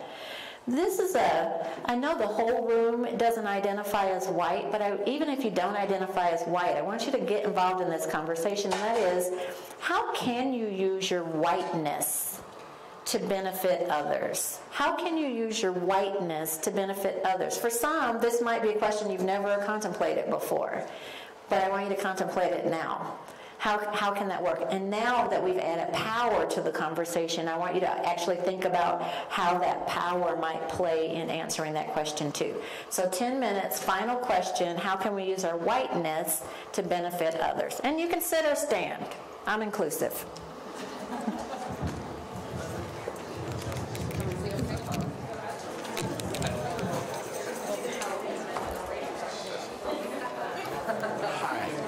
How are you? I'm good. How are Thanks you? for doing this. You're so welcome. This is fun. You're so welcome. Thanks for being here and in it. Oh, this is... It's a lot. It's life. Mm-hmm. I did have I'm going to give you a grade of 99.8 so far. Okay. But I had I'm an editor of a newspaper. And your quotes, you have 2 quotes that you had. One that said, the reason. You might want to consider a reason. A reason? Okay. Because you know how it is. There's always more than one way to skin a cat. Yeah. That's why I said it. I said, these are just my opinions. I get you. I'll do it. That's good feedback. Just the hearing of it sometimes changes, it's like the White Knight or the the broad stroke or the answer. That's good for me. Yeah, It's thank you. unanswered. It's Not the only one. a perspective, a whole different way to, what you're teaching us. Yeah, that's good. Thank you. I'll change But it. it's, no, you don't have to. It's just a suggestion. No. It's good because you're the expert in that. That helps me.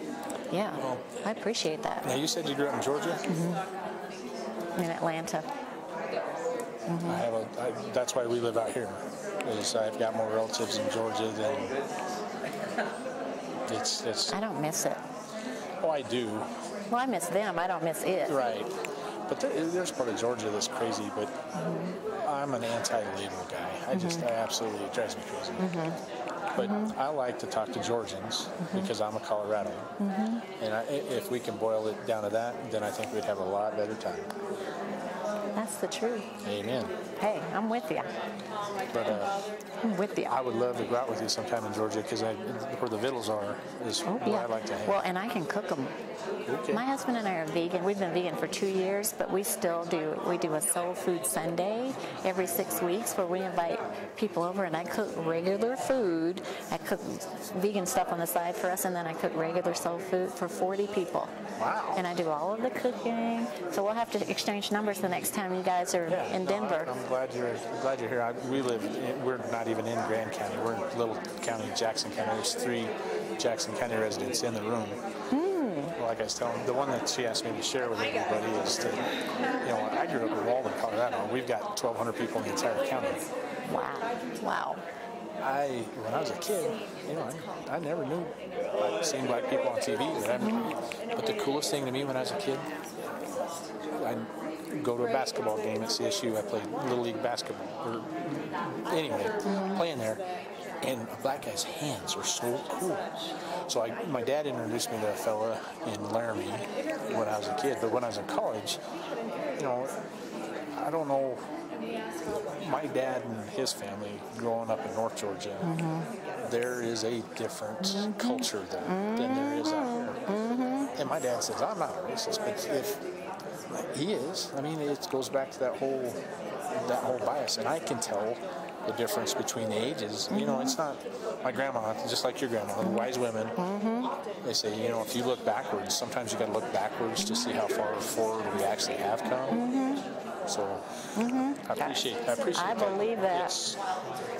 It's so true, and it's so hard to get that bias. And community biases.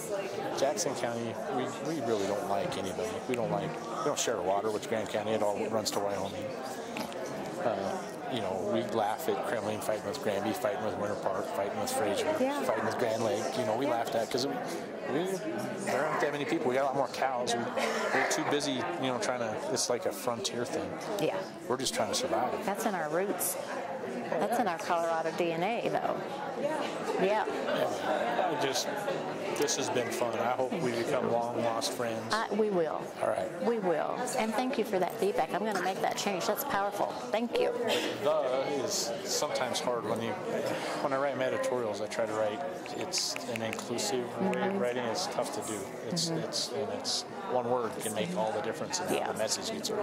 Or if it gets heard, right? Well, we just talked about the whole thing. You talked about the hierarchy. Everybody self-filters it first. Yep. Who knows? Yep.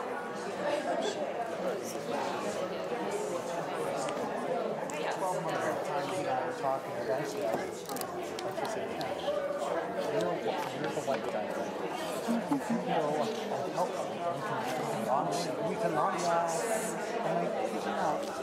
that was the case. So you're using that white privilege to make change. We sat down together, and yes, he didn't maybe have the skills to kind of articulate how you make a proposal to somebody to get grant funding, but I use that as, I use my privilege, obviously, to get the funds to launch this program, and we're now trying to roll it out and do other things. But essentially, we now have roughly 2,000 square feet. For real, we did. For family support team.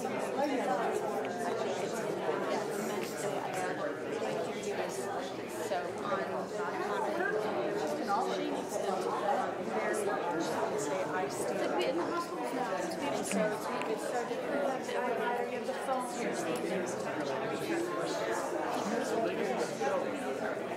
I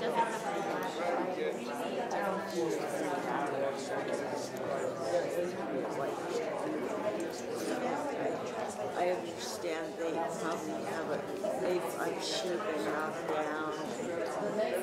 I feel bad the way people are treated.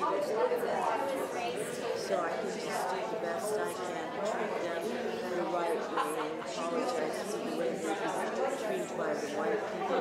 When they first came up here, she said, she goes, I had to, she goes, there's one of them. Like, I need to be Christian.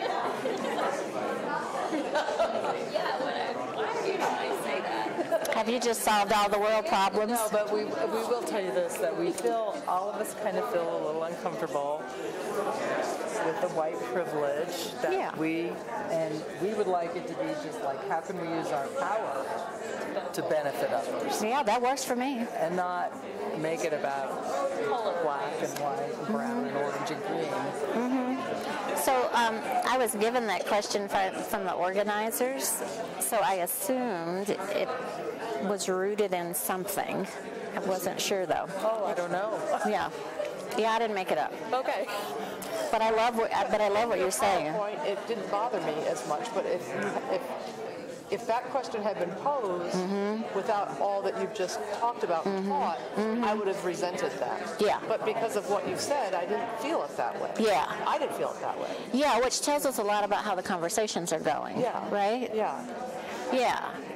And then, I don't know this. You know this more than I do. I don't know that you walk around the world thinking about how your whiteness helps people. I think what we hear about is how your whiteness hurts people, but how often do we hear about how whiteness helps? We don't even talk like that. So this makes that question even harder. Right, yeah, right. I find it a really difficult question to answer. Well, you're helping me by talking about it. I feel like you're helping, and I love the fact that you've brought the power piece in there, because that we got to put that in, because that's a part of our issue.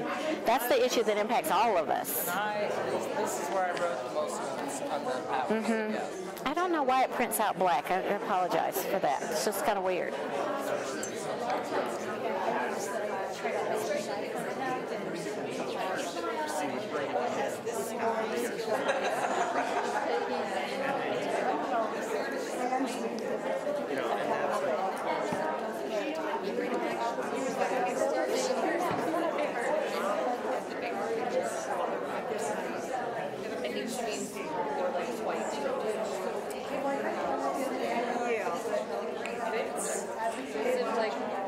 Came up and said, hey, church, we need a meeting, right? Are they going to accept that, or would they accept her role? You know what I mean? They would probably accept her role more than if they come up and they're like, hey, we need a meeting about, immigration and our rights. So, yeah, but she means by that right privilege is they're going to take, that power, that, she has it, like, that's what. Well, it's just called church. I'm not sure it's because it's also whiteness. There was truly a right and wrong time. There was right and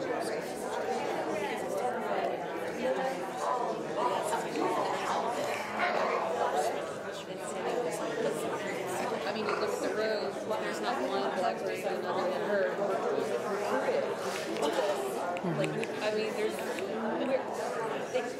been done, like, where are they? They're here, they exist, but they're not in the room. I'm sorry. No, I get, absolutely. Absolutely I did. So, all the English, second language, are all at the same table. Don't say like, where, I mean, we may work with one black person, why is he here? Right. Sorry, I'm just angry about the mystery stuff.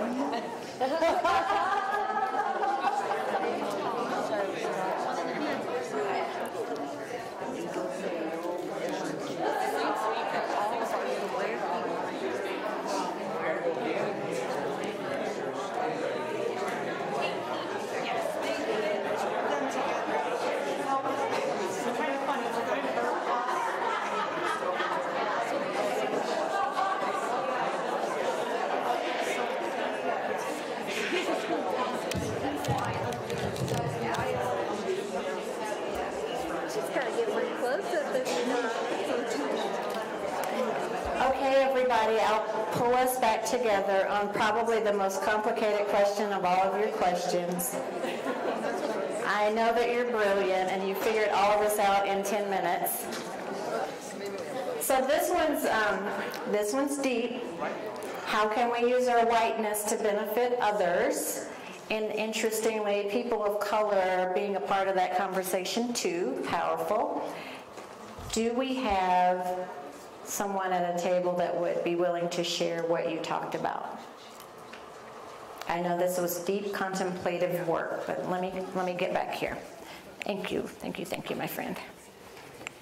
Thank you, Carlos. Well, I was just talking about the fact that being half Mexican, half white, I've been able to ride the line. I love white, and I can get along fine enough in circumstances where it's all Caucasians, and at the same time, I can also be there to advocate for Hispanics. So I've been in many situations, grocery stores, doctor's offices, different places, even my neighbors, where I'm able to speak Spanish, so I'm able to help them in a situation, whatever their situation that they're in being a translator, or just someone to read a document to them that they would normally have to ask their children to read, or if someone doesn't want to help them or acts indignant because they're having to try to communicate with this person who barely speaks English, and being able to walk up to the situation and say, how can I help? And you can't. And turn around and say, actually, si puedo, that's how I go.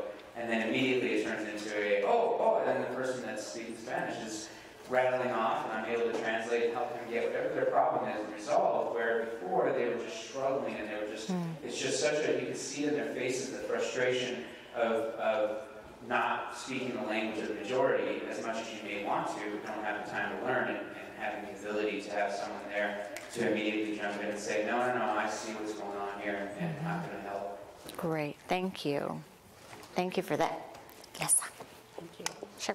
So I was talking to the folks at my table, and one of the biggest reason why I'm here is for mental health advocacy. And my mother was born in Colombia. My father's side comes from Venezuela.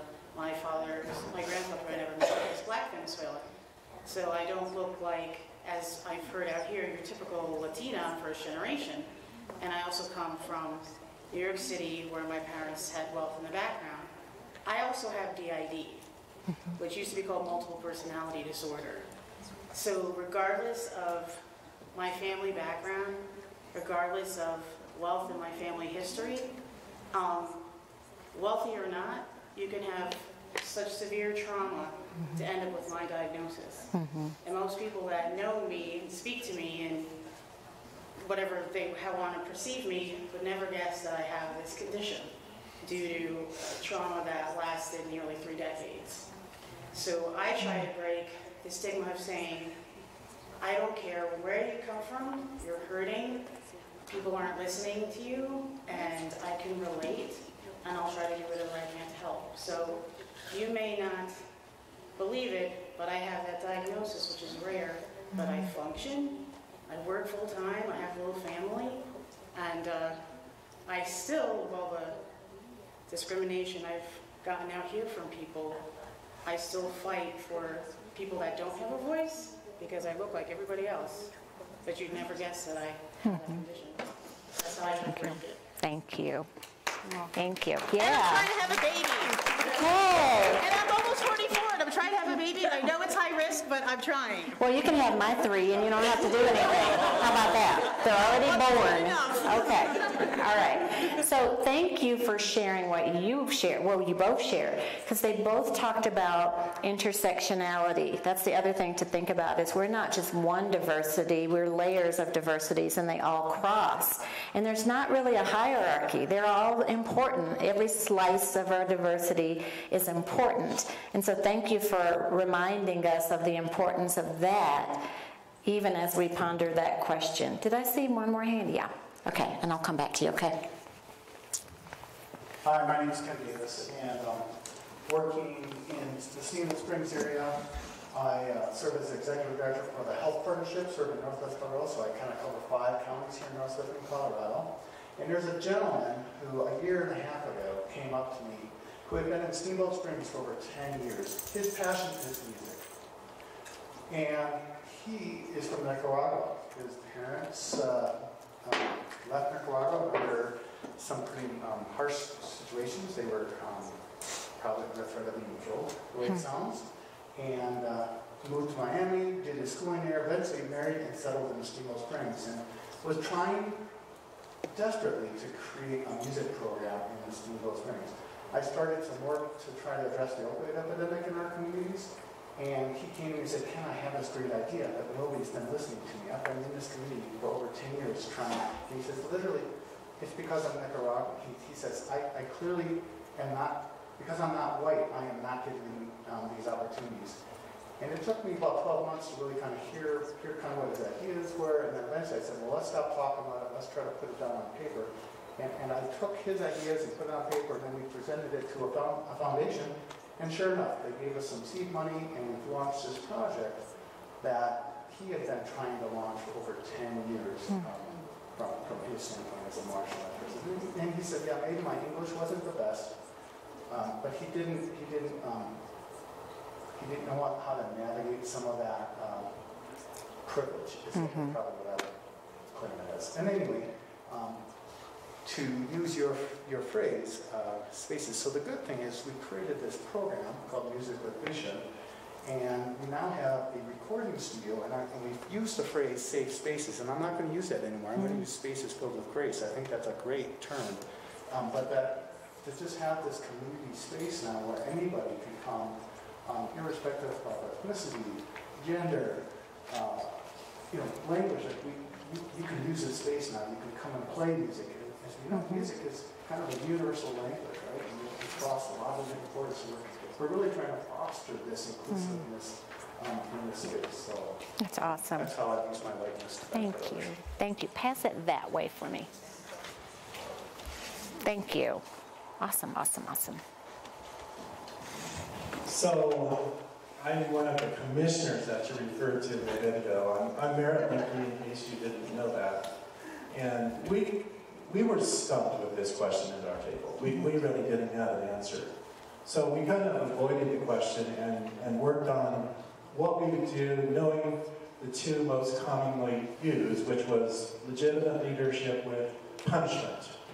So when it came to be my turn, I said, well, I'm stuck with this title. However I got that, I don't know, but I'm stuck with it. So I thought that probably the best thing for me to do that I would like to focus on is to avoid the punishment. Because I don't think that has any good long-term effects. I think maybe makes some people feel good in the meantime. For example, if you disagree with me, I'm not going to plow your road. I'm going to tell the guys not to plow your road. So, but that's a negative kind of a punishment effect, but I don't think it has any good long-term effects. So for me, I would try to, I'm stuck with the number one, the leadership one, but I think that any combination of the other ones in conjunction with that one would be what I would use for a situation. Depends on the situation, depends on the circumstances. It might be that I would have some expertise from whatever I know about something. Some days it's not much.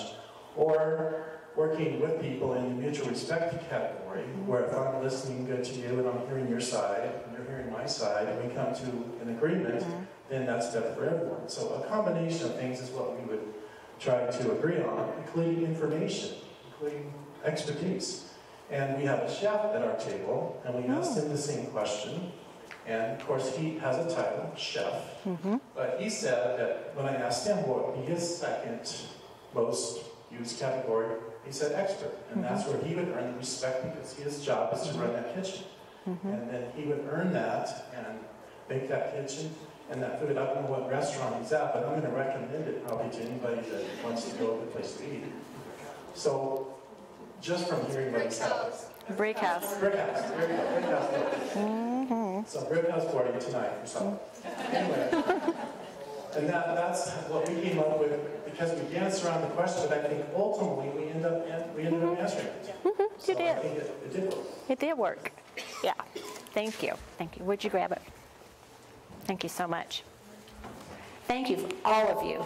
Thank you for even admitting that you danced around the question. You're not the only table that danced around the question, because it's a hard question. It's not the way we talk. We talk about some of the bad parts of whiteness, but we're talking about here, how can we use it for good? That's not how we talk. And so the fact that you and a couple of other tables started talking about the power bases as your way of talking about that makes all the sense in the world to me. If you really think about our systems that are legitimate coercive power, what you're suggesting by shifting your power base is you're actually chipping away at inequity. What you described is exactly that. And it is a way to use your whiteness through shifting power bases. So feel good about that conversation. That is one of the ways into the change, into advancing a system of equity. Thank you for that. All right, you remember this movie, Rush Hour? This is like one of my old movie, but one of my favorites. The only thing I want to share with you about this next slide is one other component of what we have to do to advance equity and to continue to work on our biases is focus on the language that we're using. Now, just like all those other words I've been talking about, we also don't know how to keep up with all of these words. Like, do we say African American or are we supposed to say black? Are we supposed to say queer? Is it okay to say at-risk youth? Do we actually call people handicapped? All of these words, the evolution of words, is another thing for us to be working on. We won't do it today, but I want to invite you to keep talking about this. Now, here's some criteria. You can't go into this with saying that's right and that's wrong. What you have to go into this doing is hearing how people use words. So, for example, I always start with that first one. Name one or two words or phrases that irritate you every time you hear them. This is on my agenda for my staff meeting every week. It's called the 5-minute inclusivity moment. And it is, we spend 5 minutes talking about words or phrases that irritate us when we hear them. And the beauty to that is you will likely find out from somebody sitting at your very table that something you've been saying for the past 10 years has irritated them the whole time. And it gives you a graceful way to start talking about that. So I always say the phrase that I can't stand, that shuts me off where I can't hear anything else you say, is when you start a sentence with you people. If somebody says you people, I am done. I can't hear anything else, no matter how profound it might be that you're saying once you say that. That's my word or phrase. And so you have to know that about each other, especially in our community. African American or black, those two words trip people up all the time. And especially if you're not in a community that has a lot of proximity to African American or black people, you really get nervous about whether or not you're saying the right one. And so I'm not going to tell you one's right and one's wrong, because that wouldn't be true. But proximity will help you know when to use what word. Like, you know, I always tell people, if you go to Atlanta and you call my mom black, she's 81 years old, you better start running. I mean, you'll win, but she can't stand the word black. Because for her, black is short for blackie, which is what they were called in her era. It's really derogatory to her. Me, on the other hand, I find it to be an empowering word, but African American doesn't bother me either. So it just depends on your proximity, what you use. And this is the other thing about words. Once you understand what's relevant, you also have to check your trait of fear. You have to be willing to just say the word and not be scared that somebody's going to bite your head off if you pick the wrong one. But we have that as a trait of fear a lot of times about words. The same with queer. Queer's tough because queer used to be a derogatory term. You wouldn't walk around and call people queer. It was mean. And now it is a reclaimed word that really has a different meaning in the LGBTQ community. It's reclaimed. And so that makes the evolution of words a little bit more complicated too, when a word that used to be bad isn't bad anymore, but there are those of us that are around that remember it when it was bad. So we don't want to get involved in the word. Handicap. You know, I don't believe you call people handicapped. We still have handicapped parking spaces and stickers, but I think it's people living with disabilities. It's always person first. But when we have systems that still use the word handicap, while we're trying to use something that's more empowering than that, that's a little bit of our conflict. Or the times that we call kids at-risk youth, like right to their face. We don't just publish it, we call them that. I live across the street from a juvenile detention center, and that's what they call them, at risk. You're an at-risk youth. And I thought, well, you'll probably always be at risk if we keep calling you that.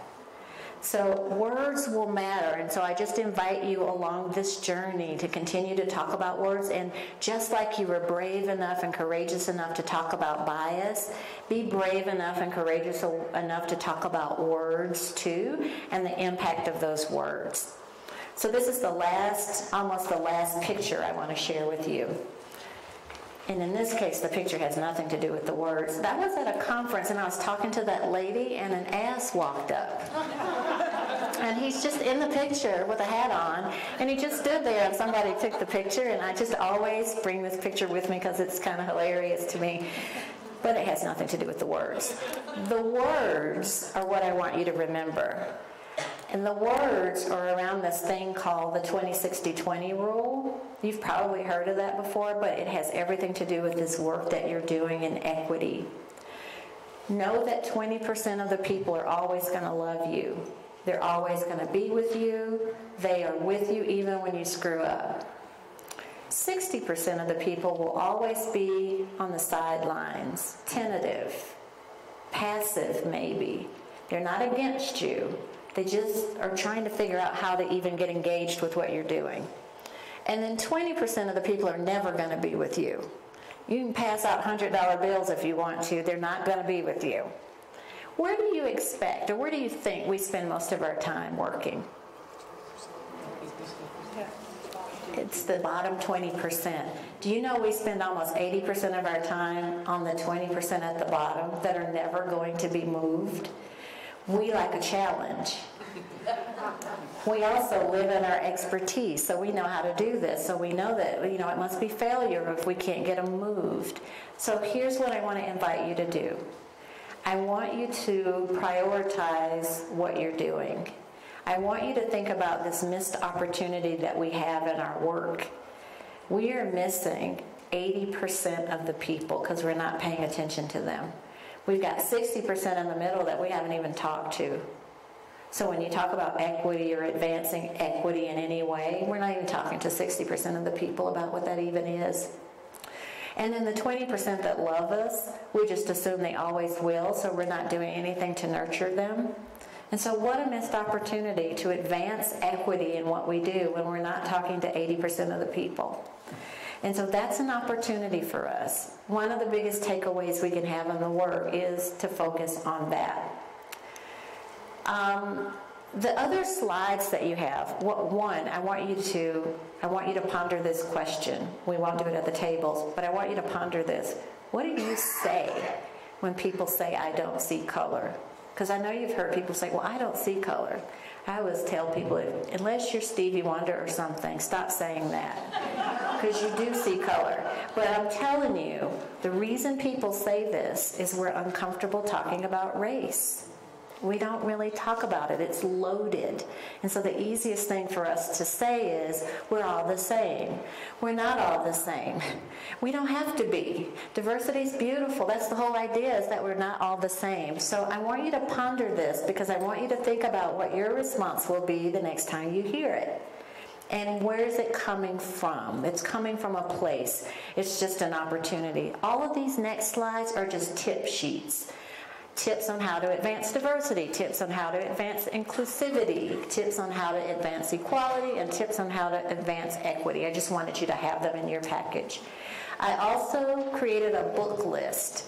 I try to keep my book list updated with just books around this work that have been important to me.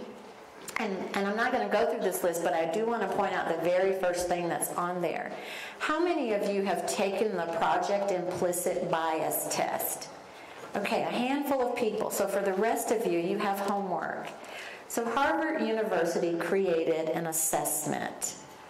It's an implicit association test. There are about 16 of them that are available to you online, and that's the website for it. It's free. It's just between you and your computer. What you do is you just think about where you think you might have a bias. Let's say, for an example, you have a bias around race. There's a race assessment. It takes you through an assessment, talks to you a little bit more about what that bias might be. And so it's a wonderful tool for you to just do some reflective work about your own biases. And it's got everything from race to political affiliation to attractiveness, all kinds of places where we have biases. So I encourage you to do that. There's one more I'm going to pick out there. You'll see I've got some books about white working class and hillbilly elegy, and it is me going into deeper learning about rural communities in particular, rural white communities. So those are why I'm reading those books. But the one I want to point out there is one that's called The Cathedral Within. It's written by Bill Shore. It's my favorite book in the world. And it's about the great cathedral builders of the world. And he writes about the fact that these guys knew the whole time they were building the great cathedrals that they would not live to see the finished product. And it never shifted how hard they worked each and every day. And I share that book with you because I think that's what we're doing too. That equity work is the next great cathedral, and that we might not see complete equity in our lifetimes, but it should not discourage us from being committed to this work and working hard each and every day. So I hope that you'll get a chance to read that. And then I'm so excited, I just wrote a book, so I had to do a selfish plug. It's called White People Really Love Salad. And it's a book about 30 stories from my childhood and how I learned about diversity, equity, and inclusion. And White People Really Love Salad is actually one of the stories. It's about the first time I ever had dinner at a white family's house when my family had just integrated an all-white neighborhood and they didn't want us there. And they had salad for dinner, and I'd never heard of such a thing. I mean, it was the dinner. I went home and told my parents they were poor and we had to help them. And then a whole chain of events happened after that. But anyway, it's just, yeah, you'll have to read it. All right, last story, and then I'm going to be out of your hair. Now, this is always that moment in my presentation where I don't know what I'm going to do here because this is such an emotional slide for me. So just bear with me. So this again is one of those old pictures.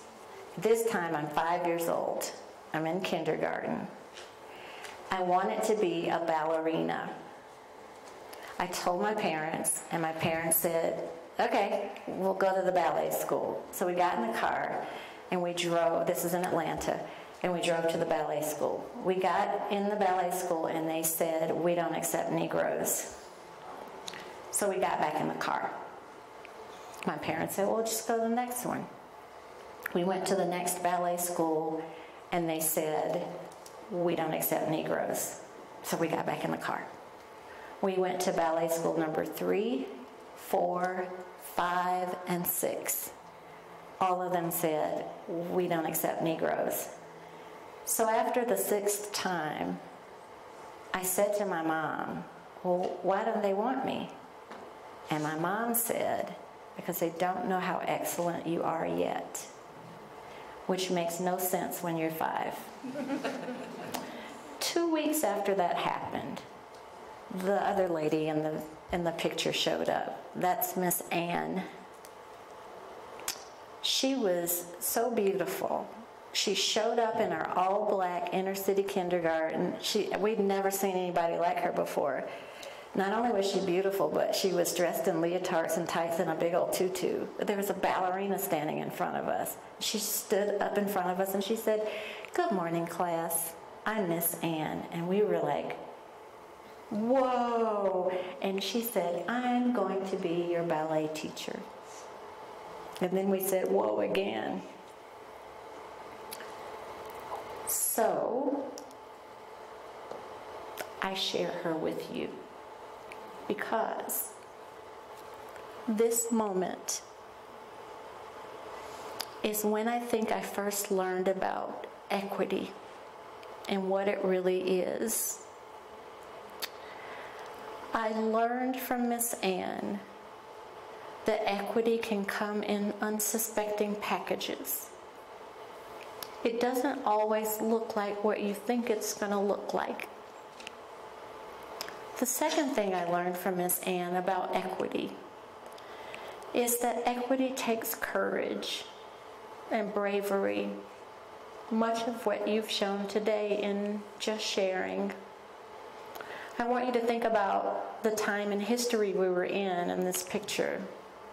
55 years ago. She wasn't even supposed to be in that neighborhood. And she certainly wasn't supposed to be bucking a system, saying, I'm going to do a thing that the system says I can't do. That takes bravery and courage. And the last thing I learned from Miss Ann is I learned in the deepest way that if you don't have love and care in your heart, you won't do this work. It's a requirement. Love and care. And so I share with you Miss Ann because she's yet another reason I'm standing in front of you today. I also share with you Miss Ann because I want you to know in the deepest way, whether you are on somebody's PowerPoint slide or not, you too are the Miss Anns in somebody's life. You might not even know it yet, but the work that you're doing, your commitment to this work, the fact that you showed up today, could in fact have saved somebody's life or changed somebody's life, to fortified somebody's life in some way. And I want you to know the gravity of that. I also want you to not forget to take time to think about who the Miss Ann was in your life. Because I also don't think it's an accident that you're sitting here. And that there is someone that was the catalyst for what you're doing each day in your work. So, from my heart to your heart, from my Miss Ann to your Miss Ann, I just want to thank you for doing this work. It is not easy work, but it is necessary work. And together, I know that we can build the next great cathedrals. So thank you so much for your time, your energy, your commitment, and your grace today. I appreciate you so much. I even made you there's my contact information too, and I made you a fire too in case you need to be warmed up anymore about this. So thank you.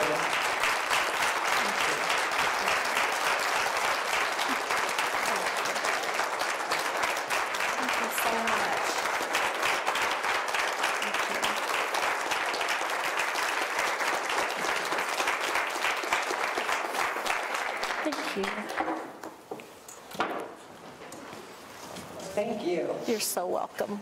It's always so amazing to be in the same room. Can I scoot next to you? Experience that. I'm not even going to try to follow her act, but I have raffle prizes, door prizes, so that's fun. Prizes. So let's do that funness, and then I think the final thing. Yes, I want you to hold the first one, actually, if you would. Somebody. You want me to just pull? Sure, pull one. So for the first prize, this is a thank you. So first I have to say, thank you not only to Dr. Nita. I've seen her a couple of times, and every single time I've learned a tremendous amount, so I hope you found this experience valuable as well. Thank you to the Health and Human Resources Coalition. You all are amazing. I'm just the person that gets to do what they say to do. And for those of you that might be interested in being a part of that, let me know. We're really focusing on, like I said, nonprofits, government agencies, etc. But yes, please. If you're interested in doing more of this work, let me know. We got other things going on. And food at Grand Manor for an hour. Networking, appetizers, Grand Manor's right down the hall. So join us here momentarily. Okay, enough. Number? Yes, please. Okay. The number is 772-838. 838 is the... All right. Excellent. Okay, so we've got a $50 gift card to Middle Park Middle Park, I'm sorry. Middle Park Meat Company. Meat to feed it to, get you going.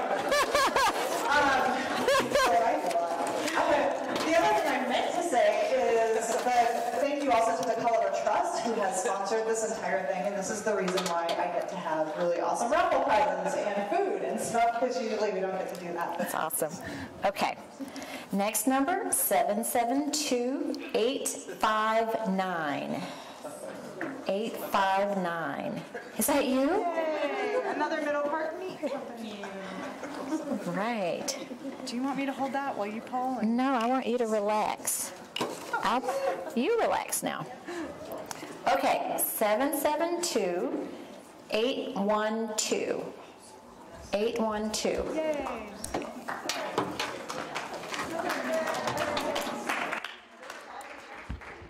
Are these all like meat certificates? Says the vegan. Okay, great. I'm going to put that on Facebook. I passed out meat certificates today. All right, so 772-826. All right. Hot Summer Springs Resort. Nice. The next one is 772-788. Yay!